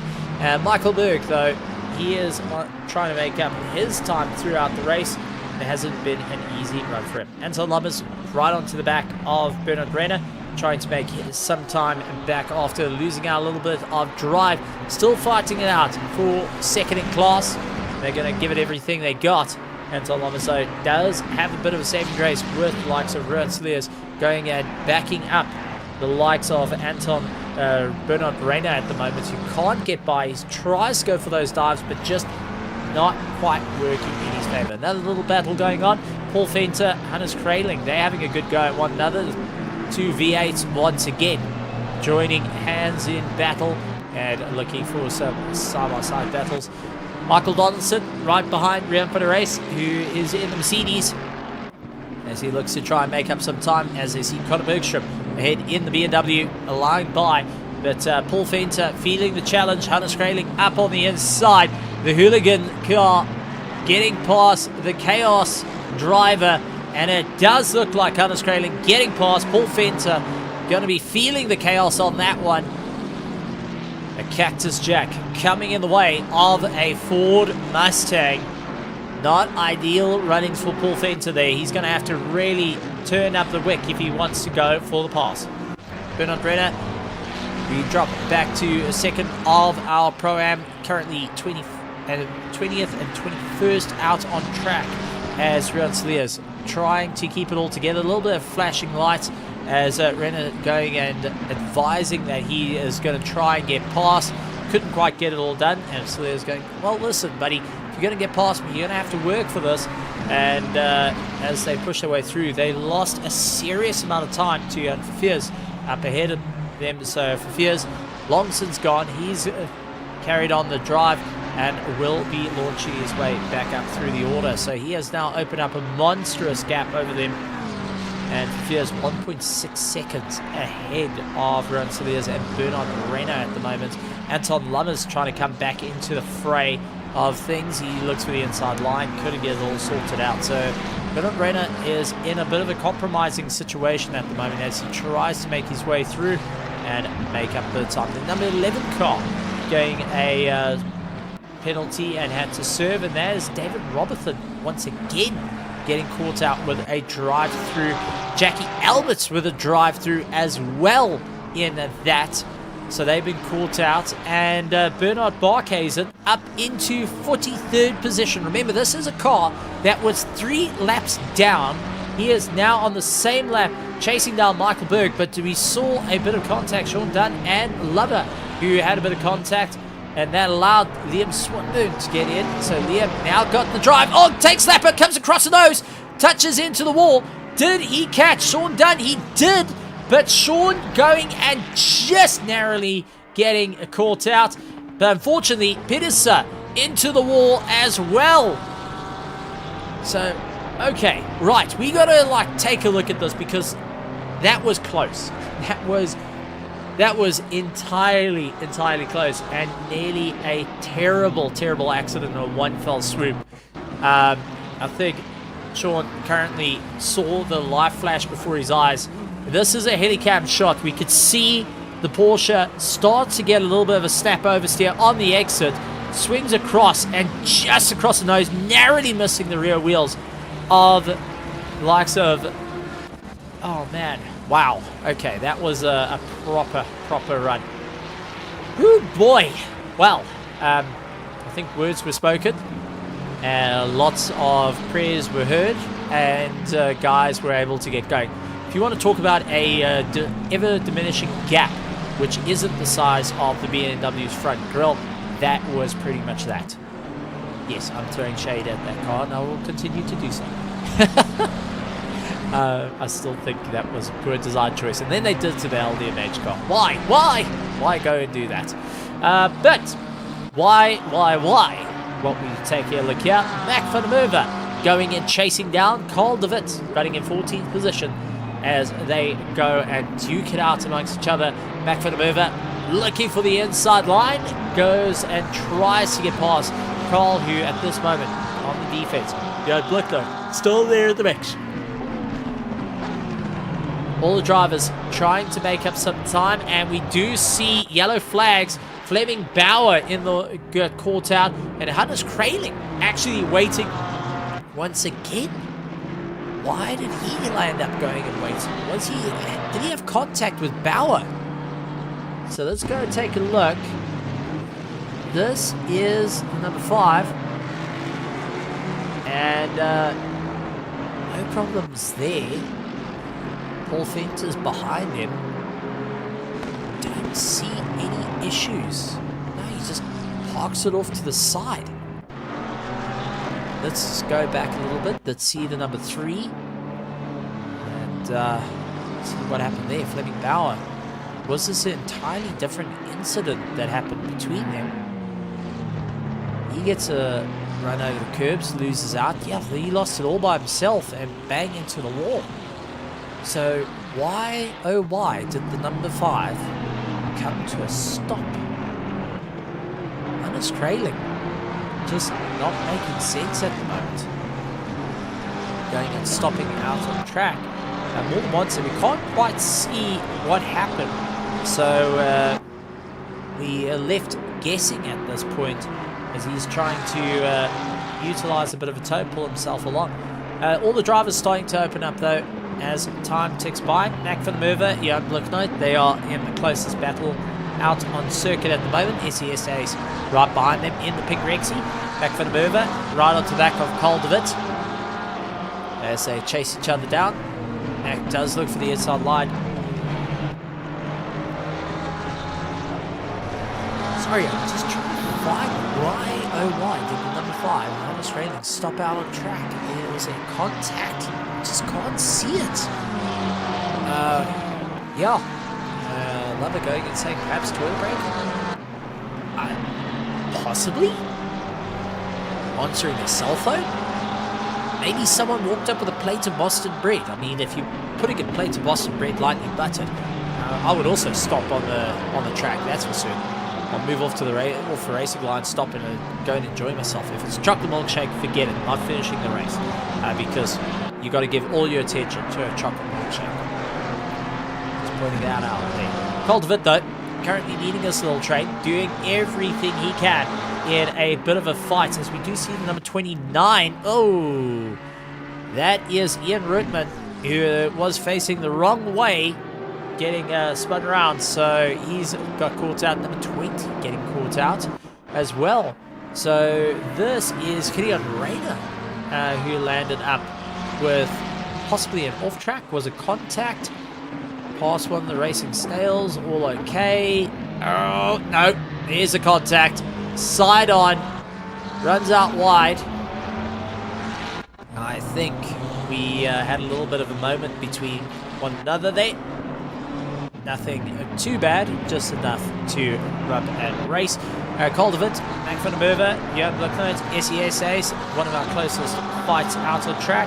Verveers and Bernard Renner are chasing each other down, as it does look like Rowan Seviers has been dispatched in that little fight. He is now down the order. Actually, let's see, there is a yellow flag for the number 25. Yes, this may have been the mistake that dropped him down past the likes of Bernard Renner and the likes of Anton, as Run goes up wide. Oh, snap oversteer, goodbye. There she goes, pirouettes round and gets himself going. Well done. But Bernard Renner, though, gets himself twisted and just can't pull himself back at this point. The 41, now that was in him for a fight, losing out. So this is the replay.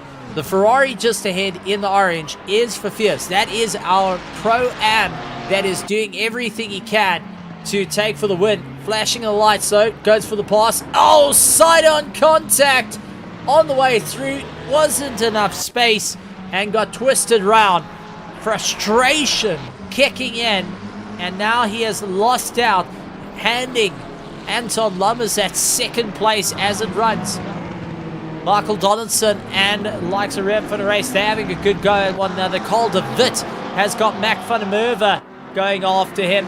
Jan Bliknoot giving chase as much as he can as we head into the last swan song of the run. As Carl de Wit going and getting very defensive, switches to the inside.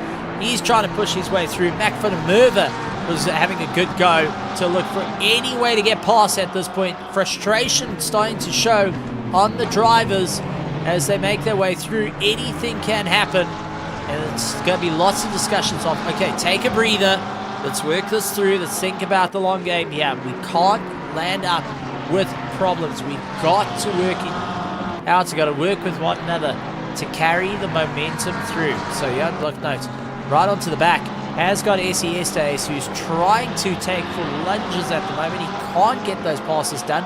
We'll try to stick it around the outside though. Going to go side by side. Oh, very close in for the two there between the likes of Bloknoot and SES Days, as it was narrowly between the two of them. Absolutely grand stuff. So this goes through our running order at the moment, as Daniel Rowe leading out our pros in overall, with Andre Serradio in second place, Henry Meyer in third. Then we got Johan Krobler, followed by Gideon Reyna. That is your top 5 of your pro. Then you got followed by Brandon Kruger in 6th, Fleming Bauer in 7th, Loic Randebel, Johan van der Merwe, Rian van der Race, Michael Donaldson, Paul Fenter, Hannes Kraling, as Renner lands up with a bit of an off-track moment.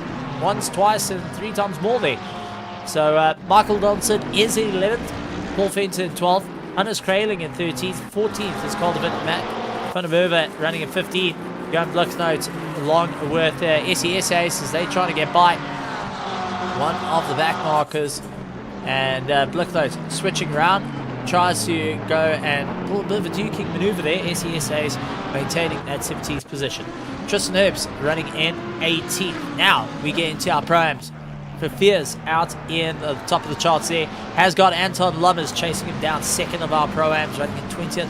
Rensselaer is running in 21st. Third of our pro-ams is Bernard Renner. Luke Hines running in 23rd and is running 4th of our pro-ams. 5th of our pro-ams is Henk Pedersen, followed by Kerry Duplessis, Vessel Wooder. Conor Bergstrom is out on the track. Lawrence Burness in 28th. 29th on Australia. Tian Taron though, a little bit further down the order. Yellow flags for him. He landed up with a bit of a problem. He's in 30th. Matthew Carter, Sean Dunn, Barry Lover, Jacques Krill with Marius Evers, who tries to go for the pass. Marius Evers gets past, and the likes of Francois Boertse gets past. We just cut to that as Krill getting, unfortunately, a little bit of an unsteady moment, loses out, and now has got Daniel Rowe launching it up on the inside, saying, listen, I got to go now and get going as quick as I can. 41 now trying to get past as it looks to go for a bit of a move, and that is our Pro-Am trying to make up some time, and Andre Serradio getting bottled into the mix there. So we have currently got 3rd of our Pro-Am, 2nd of our pros, all with a very, very close run between them, and unfortunately some very close action there. SES and Bloknoot coming to blows with one another, so that is not turning into a fun race between the two of them. Let's see what happened between the 9, 6, and 9 of SES and Bloknoot, number 35, McLaren. So this is a Ping Rexy, and SE breaking late, getting a very closing gap to the back of that McLaren. Looks for the inside line, and oh, there's a side-on contact, unfortunately. Trying to close the door over the nose, and it got turned around. So Bloknoot now into the pits doing a bit of repair work to his car. Serradio, though, getting a little bit of a contact, so he had it coming together with Carlson, number 2. I think came in together with the number 37, and that was just trying to get past one of the back markers. That's one of our racing stales, as Serradio going out a little bit wide, trying to get on the brakes a little bit later. Oh, 37 on the dirt, trying to mine out the way. Unfortunately, got to blows there and lost out the drive. No big loss for Andre Serradio, but 37 unfortunately coming to blows. Gideon Reyna though going side by side with Johan Krobler, takes the inside line. He's going to carry the momentum through. Gideon Reyna got to go around the outside. Oh, Johan understeers, and Reyna into the side of him, gets that little bit of contact. Not a happy camper with the understeer, but there's not much you can do between the two of them. Let's actually go to the number 4. Let's go and take an onboard look. Oh, sorry, this is going to go to the number 20. Let's see if we can get to the 4 of Krobler and get to the helmet where we can see the steering. He's carrying momentum into turn 1, keeping to the inside line. Okay, hard braking, down 3rd, 2nd, 1st, understeer. He is on full lock when that contact happened. And unfortunately, not much you can do there with an understeering car. So Gideon Reyna trying to come back at him, will be doing everything he can to get back into the fight. They did have another bit of contact once again out on track, This is a little bit further down as there's the slightest contact between the two. There's another contact. And then the side-by-side. Was there another contact? Bit harsh racing, yeah. No room between the two. Both going elbows into one another. Gideon Reyna and Krobler not leaving anything on the table. But the frustration, I think, starting to show. Henry Mayer in the pits, though, so he is getting some work done on his car. With 4 minutes to go, bit of a late stop for the drivers if they're wanting to get a pit stop done and dusted at the moment as they fight their way around. So some monumental runs for everyone as they try and claw their way through. Not going to be an easy fight at the moment. But these two are going to go to war with one another. Caldervit and Mac van der Merwe, they're still giving a good go at one another. For Fears, Lummers currently going and opening up the gap between one another. Henry Mayer still in the pits. He is falling down the order. Has Mayer retired the car?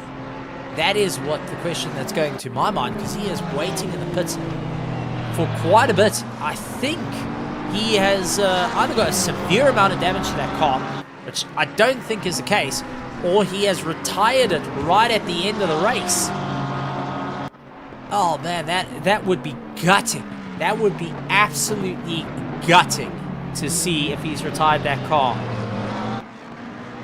And I've got a very, very sick suspicion that Henry Mayer has retired the car. Oh man, that is just not what you want to see towards the end of the race. Well, talking about what we do want to see at the end of the race is a battle for position. Third place on the cards between the likes of Krobler and Renner. Remember, these two have done battle in the past. They have come to blows in the past, and they are still continuing to rub shoulders with one another. As it looks like the OG team and Hybrid Racing continuing that rivalry between the two of them as they carry the momentum through. Now time's starting to tick away. We're waiting for Jim to come on the radios and let Tim and myself know that he is ready to pull out the checkered flag, which is yet to come out at the moment. Caldervit, Mac van der Merwe, also very close battle that's on track. Actually, our closest battle out on track as they're making their way through. They are putting in an absolute fight. But I know a couple of guys are going to be asking, what happened to our leader that disconnected and rejoined? Well, he is currently running in 39th position and is on the same lap as Gerrit van den Berg and will be getting onto the same lap as Henry Mayer. So Bernard Barkhuizen looks to gain yet another position after the disconnect. So he is still sticking it out there. He is still going and giving it horns. Well done. Seriously, seriously well done. Mac van der Merwe going side by side with Caldervit. Runs about wide a little bit there. A little bit understeer on both Porsche and the McLaren side. A little bit of side by side contact. Well, not really contact. Never mind, it's going to get close once again as Caldervit going and leaning onto the side of Mac van der Merwe. And we do have contact with the likes of Krobler and Renner. Was it coming together? No, that was just Krobler who had a bit of a problem there. As Renner's all over the back of him. Pit window now closed. Leader is on the final lap. So we are aware of Daniel Rowe is on the final lap. Andres Radio in second place. Third place is on the cards here. Krobler and Renner all over the back of one another. As we do have contact. Fleming Bauer, who is off. It looks like he had a bit of a problem. One of the racing stales got caught out there. And Luke Randabel have had a bit of contact. So the 3 and the 8 landing up with a bit of a problem. But for third place, we're going to try and follow this battle all the way through to the end, ladies and gentlemen, because it's got to be shown. Krobler and Renner, who have been leaning on each other all race, have got only a couple of corners to go. Daniel Rowe looking to take the win with Soronia in second place. A event that happened at the start of the race. Unfortunately, Bernard Barkhuizen disconnecting, opened up the race completely for the rest of the field. And now is outright charge at 33 though is up ahead, and it's yellow flags for Matthew Carter, who has stopped on the track. And here comes Renner along with Krobler. They're going to be closing up onto him as they march their way through. I think Renner hasn't got enough in the tires. It's all used up at this point, and will be looking to try and just get across the line. Both they're putting in a fight. They're coming across when that was number 28 that is stopped off. That is the Iron Lubber now making his way through. He got caught out, unfortunately, into the weeds. And Killian Rayner, who tries his luck, gets caught up behind Lubber, goes side by side. I think the fight given up there, realizes he's got boxed in and will be coming across the line. But Daniel Rowe taking the checkered flag and taking the win. Andre Serradio taking second place. Johan Krobler comes across, taking third. Gideon Rayner taking fourth. Brandon Kruger circling around, gets fifth place. After a great effort, Loic Randabel coming across the line. Johan van der Merwe getting ahead of Michael Donaldson as they round the final corner. So Johan van der Merwe ahead of Michael Donaldson as they come to the line, 0.3 over second. Fleming Bauer comes across the line, rearing for the race. Paul Fenter will be also getting the jump over Hannes Kraling in the Mustang. Mac van der Merwe will be battling it out right to the end. SESA's Caldervit, who is way down the order. Caldervit's actually stopped. Caldervit is stopped out on track. So what has happened to Caldervit? Mac van der Merwe, though, going to go in between. 3 wide across the line. Hey, that's how you do it. And SESA's going to be tailing behind. It got a little bit busy towards the end there. But Caldervit is stopped out on track. The number 7 has stopped out on track. Let's see if we can just try and figure out what happened.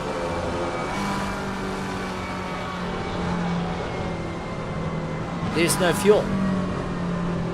There's no fuel in that car.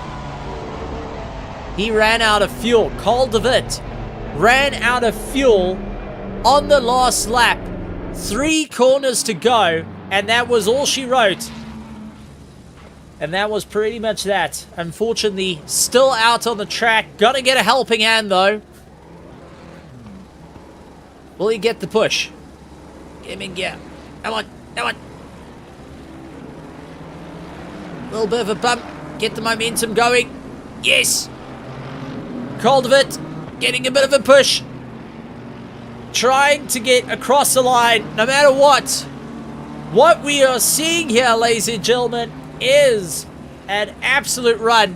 Van der Merwe is trying to get Caldervit across the line. He says, listen, buddy, you come back from surgery, you come back for the season, you need to see the line. Caldervit is going to try and make his way through. Remember, he's got no power, so it's all about momentum at this point. The engine is Johan van der Merwe. Slide braking. Slide braking. No, I wouldn't brake too much. You're going to lose the momentum. Come on. Come on. Van der Merwe. A little bit of a ball of a push. You've got to give a big heave-ho now. A proper heave-ho. He needs to cross the line with a bit of steam. Caldervit is going to try across the line. And does so. Caldervit across the line. Van der Merwe giving him a hand. And, oh, into the wall. Well done. Absolutely tremendous stuff out there. Hey, we got to see the end. Well, what a run for our top runners. And a dramatic finish right to the end for the ZRC round 1. And that is, well, we all know that you get caught out at the line, running out of juice at the end. Does happen, but still always good to see that little bit of friendship coming in, saying, hey, listen, can you do me a favor? I need a slight push. Give me a tow or something to get through. So, that being said, let's have a chat to a couple of our drivers that are moving into the commentary box. So, let's go and have a chat to the likes of Lucan Hines, who was out in the run. Lucan Hines, welcome to the commentary box. Glad to have you here. I mean, it's been an absolute tremendous effort. You had a great start to the race. you were leading at one point, but there we go. Sorry, I was talking to myself there. It just need to turn on the mic. Lucan, welcome to the commentary box. Good to have you here. What a race for you. You were in for a shot at the top end of the field. You were in the lead for a portion of the race. Unfortunately, that late pit stop didn't quite play into your hands. But all in all, it was to and fro coming back from the back of the pack. Yes, that was a hectic race. It's my first time driving the Lambo, and I must say it wasn't bad. I didn't know I was fighting for a podium. I tried my best to keep Henk behind me, but in the end he just got past. I bumped him, but I let him go because that's just bad of me. Well, you know what? Having that little bit of a friendly handshake, that gentleman's agreement of rather earn the position. You finished in 22nd overall out of a 46 car grid. That is no sneezing effort to get through. How are you feeling after the race? You know, you didn't even know that at one point you were leading your class for a good portion of the race. You got up into first place. You were leading it for quite some time. Does that bring you a bit of confidence heading into the season of moving forward? How are you going to get into the next set of racings? Yeah, I'm kind of speechless. I did not know. Racing the Lambo for the first time, it gives me that bit of confidence to say, you know what, I don't have to switch. That might be the right car. So I'm looking forward to what's left. Well, absolutely tremendous stuff. While we got you in the commentary box, though, is there anything you want to say to our sponsors, to our petrol heads, our drivers, our teams, and our spectators that were cheering you on throughout the race? I just want to say thank you for everybody that was watching. I don't know if I know anybody, but thank you guys. Thank you for all the support. Thanks to the sponsors for helping Zodiac and for allowing them to host such lovely events. And yeah, keep them tires warm for the next one. Absolutely tremendous stuff. Luke Lyons going and coming across the line. Great to have you. Thanks. All right. Well, let's bring in our next running orders, starting with Anton Lummers, who came second place in the Pro-Ams. Anton Lummers, welcome to the commentary box. And, well, exciting efforts have come into play here. You managed to lock down second place of the Pro-Ams, and it looked like it was a to and fro battle for quite some time between yourself, Bernard Renner, and then when Ruan Saliers got into the mix, it was a bit of a towing game there. You've also switched out from the Mercedes to the McLaren, which seems to play into your favor. You noticed? Yeah, just a little bit. I think, maybe the engine being in the wrong place might have given it away. It might have been an issue. It was quite a nice race. I was really hunting down Mr. Verviers.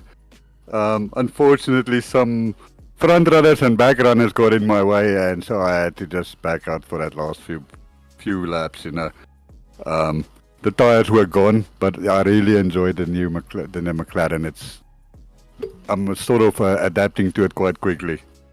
And let's talk about it. The race at hand. Towards the end, it was first, second, and third of class. Completely over. You guys were tripping over each other's heels trying to get past. I mean, Correct. It was monumental from a spectator's perspective. From a driver, though, knowing that you were sitting in third, you're going for second, first was also within arm's reach. I mean, at one point, all three of you were going down the main straight. Correct. Anyone could get the pass into first. What was going through your mind during the course of that whole entire dice? During that time, I was just saying, especially that turn one where we all went for it, I just said, oh, please, just let me make it, and luckily I got clean through it, so... yeah, no, it was quite intense. I really enjoyed it. It was a battle like we wanted it to be. I think the grading that we did worked quite well. Ended up putting a lot of people in a close range to each other. Well, but it was awesome. I really enjoyed it. Well done on a great race. Well done on the second place, and look forward to seeing what you can do heading into the next. Thank you very much. Well, Anton, before you go, though, is there anything you would like to say to all our spectators, our sponsors, and drivers that were cheering you on during the course of the race? I would like to just thank all of our sponsors, like EG Evolved, the main sponsors. And then I also would like to say thanks to all the Zodiac guys and our team members that really, help out with our training sessions. We put quite a lot of effort into it. And it pays off, so I really enjoy it. Thanks. Tremendous stuff. Thank you very much, Anton. Look forward to Thanks, chatting Steven. to you for the next round. Cheers. All right, well, having said that, let's bring in Johan Verveers, who came first. Johan Verveers, first place in the Pro-Am, and what a race. Talk about nipping at the heels, talk about sweat running down the back. You had it all throughout the race, but you eventually got the win, you got the breakaway, but you were also getting concertinaed up at this point. Take us through that entire race. First, second, and third were within 0.1 of a second at one point. It was a 3 wide heading down the main straight. That was the closest battles we've seen you in for a very long time. Yeah, that was very rough. That specific lap where we had the back markers and everyone was just coming. So I saw it coming. I think I went past the Renner guy. He was pretty fast, Bernard. But yeah, I was lucky on that lap. But it was sweating all the time. Gee whiz. And I could see Anton coming all the time. I was trying to just keep like a 2-second gap. And then I see Renner come past, and then I see, I think they had a tough battle. I was just trying to get ahead of those guys and just stay out of the battle. Of the front guys, of the pro guys, I had a few, nice dices, and I think the Oaks were pulling me on a bit. That the Harps guy that was in front of me, and I think it was Russ. There was a Solier guy that also helped me a bit, so that was lekker. But I was sweating. I was just trying to stay in front of Anton, and Well, now with a bit of positive momentum, you're leading out the class, heading to round 2. Is there a little bit more motivation heading into it, saying, I can do this, I can win this season, but also taking note of the stiff competition that's around? Yeah, the stiff competition, definitely. I'm going to try my best. I hope I can make all the races. But yeah, I'm pumped for the rest of the season. I had a good start. Now I'm very happy. And carrying the number 38, that's a lucky number, by the way. Very lucky number. Yeah, I would have loved to have my old 48. I don't love 38, but maybe it's the 8 that made it lucky. I don't know. Been racing, but okay, 38. I'll take that. I didn't know what number I had. I really didn't. Well, the 38 is actually a family number of mine, so thanks. I really appreciate it. Go take your 48 and go full down the grid with your 48. I'll maybe try 38 now. I had some good luck on that one, so maybe I shouldn't change it. Well done. And anything you would like to say to all the spectators, the sponsors, the fans, all going and watching the racing at hand? No, I just want to say it's very well organized. I like the new format and everything the guys at Zodiac has done with the new rules and what. The blue tag thing, I was pretty scared about that, but I think it worked out well.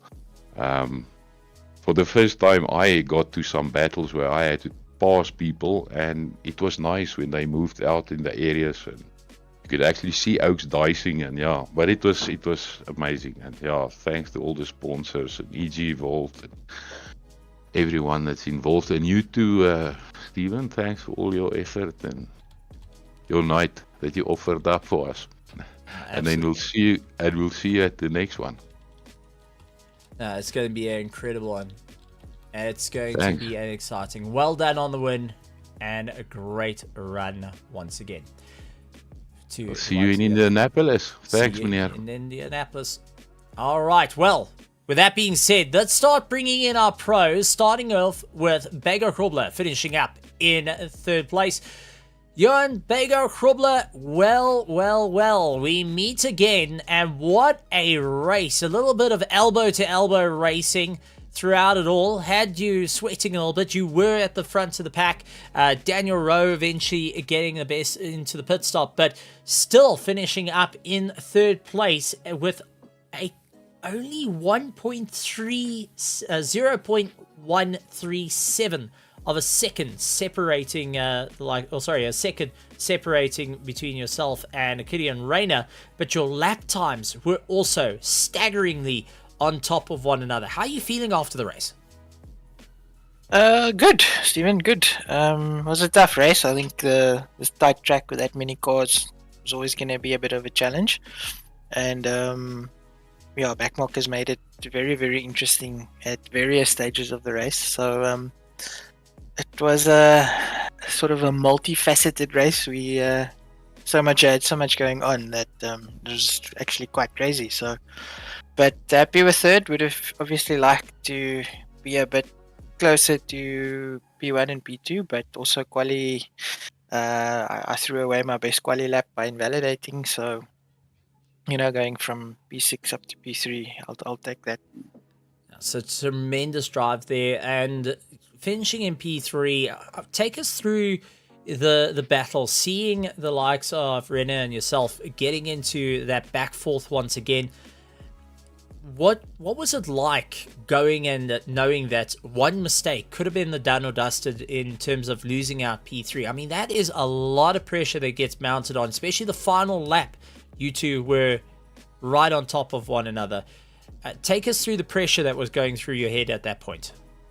Yeah, I think I had a decent gap to Gideon after the pit stops, and then two big moments with backmarkers brought him right back into it, and from there he was just matching lap time wise, lap for lap.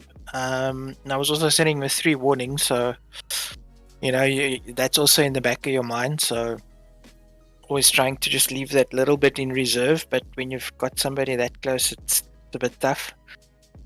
But I think the racing was good. There was a few door bangs and a few mirrors, I think, that need to be picked up after the race. But you give what you get. So the guys wanna go racing like that, we'll go racing like that.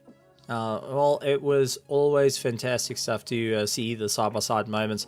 Well, is there anything you would like to say to all our spectators, our sponsors, all the petrol heads watching tonight, and keeping an eye on the championship? Yes, absolutely. I think this season, if you look at the grid, especially, I think the sort of the top 10 in pro, and then the AM guys also seem really, really close together. I think this season we're going to have some amazing racing, and I would be very surprised if this doesn't go down to the last lap of the last race of the season. So stay tuned in, keep watching, it's going to be good. Absolutely tremendous stuff. Jan Bago-Krobler of Hybrid Racing, thanks for joining us in the box, and we'll see you next week. Yes. Oh, absolutely tremendous stuff. Well, it's time to bring in second place of our pros. It's time to bring in the Project Vapor. It's time to bring in Andre Serradio. Buddy, pal, amigo, what a race and a half on your side. How are you feeling after that?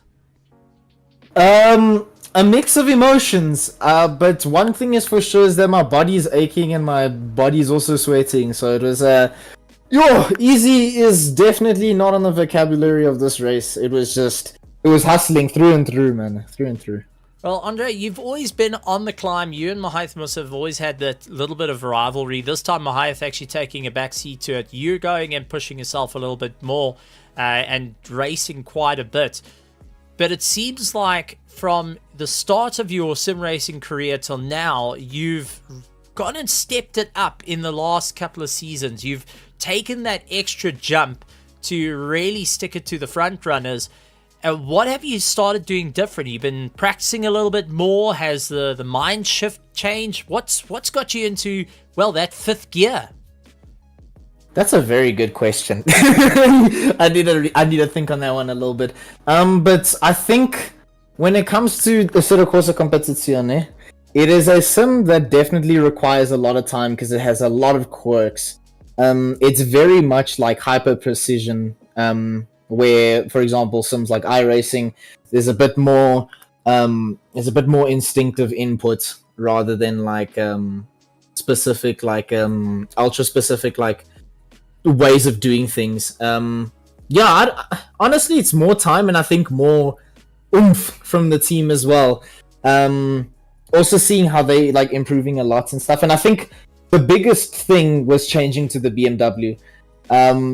The Lambo is a very good car of itself, but at the same time, it is a very difficult car to extract pace out of. So it's a lot more of a forgiving car, and it really does help when a lot of the team has been driving this car for a while, and they help you out with very specific things that I would like to know about the car, and in general, just that team dynamic. So I'd say a lot of it is team dynamic, and also just seeing slow amounts of progress.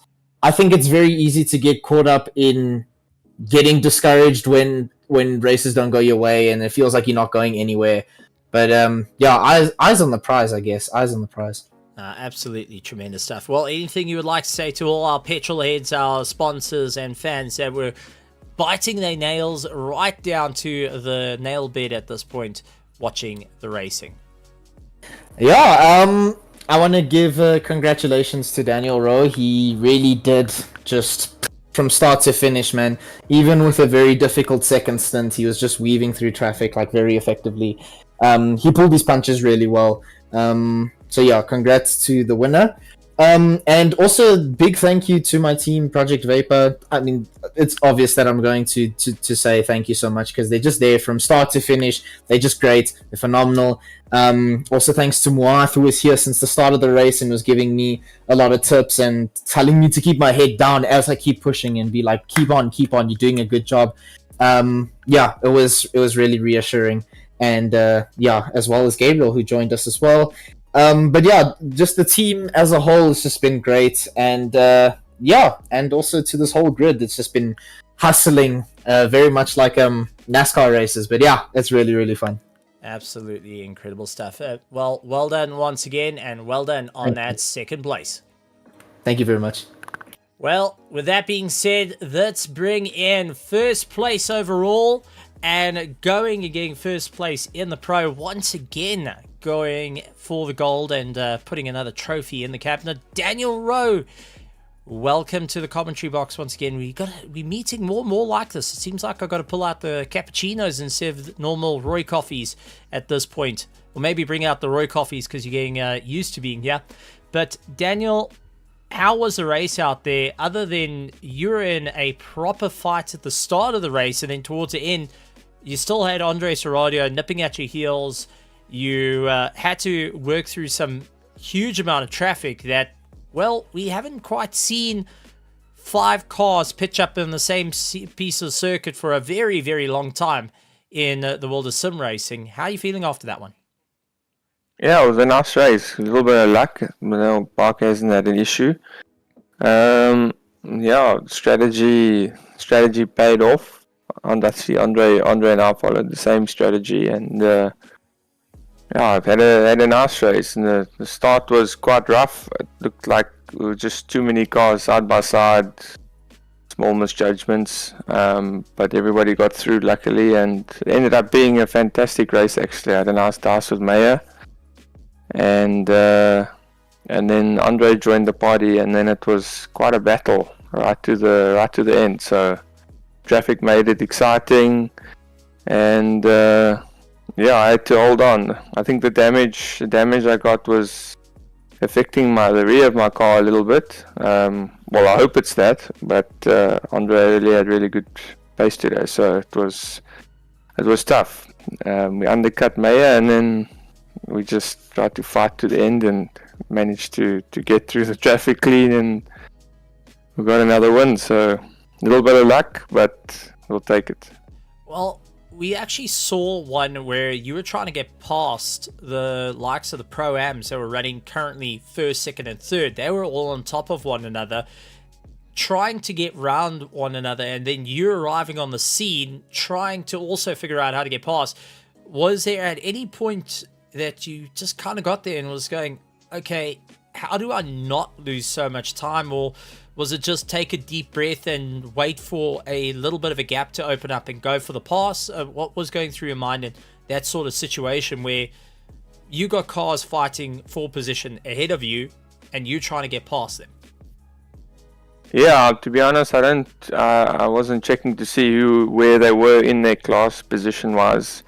When you see the next back marker or back markers ahead of you, you already trying to plan what is the best, fastest, and safest way past them. So, and yeah, sometimes it was tight, it was tricky, but majority of the time it worked out quite well. The choices I made were good, and yeah, there's moments where you can't hesitate, you just need to go, and then there's moments where you're a bit unsure, but you just need to take a bit of caution. Sometimes you lose a bit of time, but it was fun. I enjoyed it, and I hope the AM guys enjoyed it as well, and looking forward to the next one. Oh, absolutely tremendous stuff. Well, Daniel, like always in the commentary box, we like to pass the microphone over to you to address everyone out there, our fans, our petrol heads, the teams, the spectators, and our sponsors. Any closing words from your side, coming in first place and being the top of the pack for our pros here in the ZRC Championship? Yeah, thanks.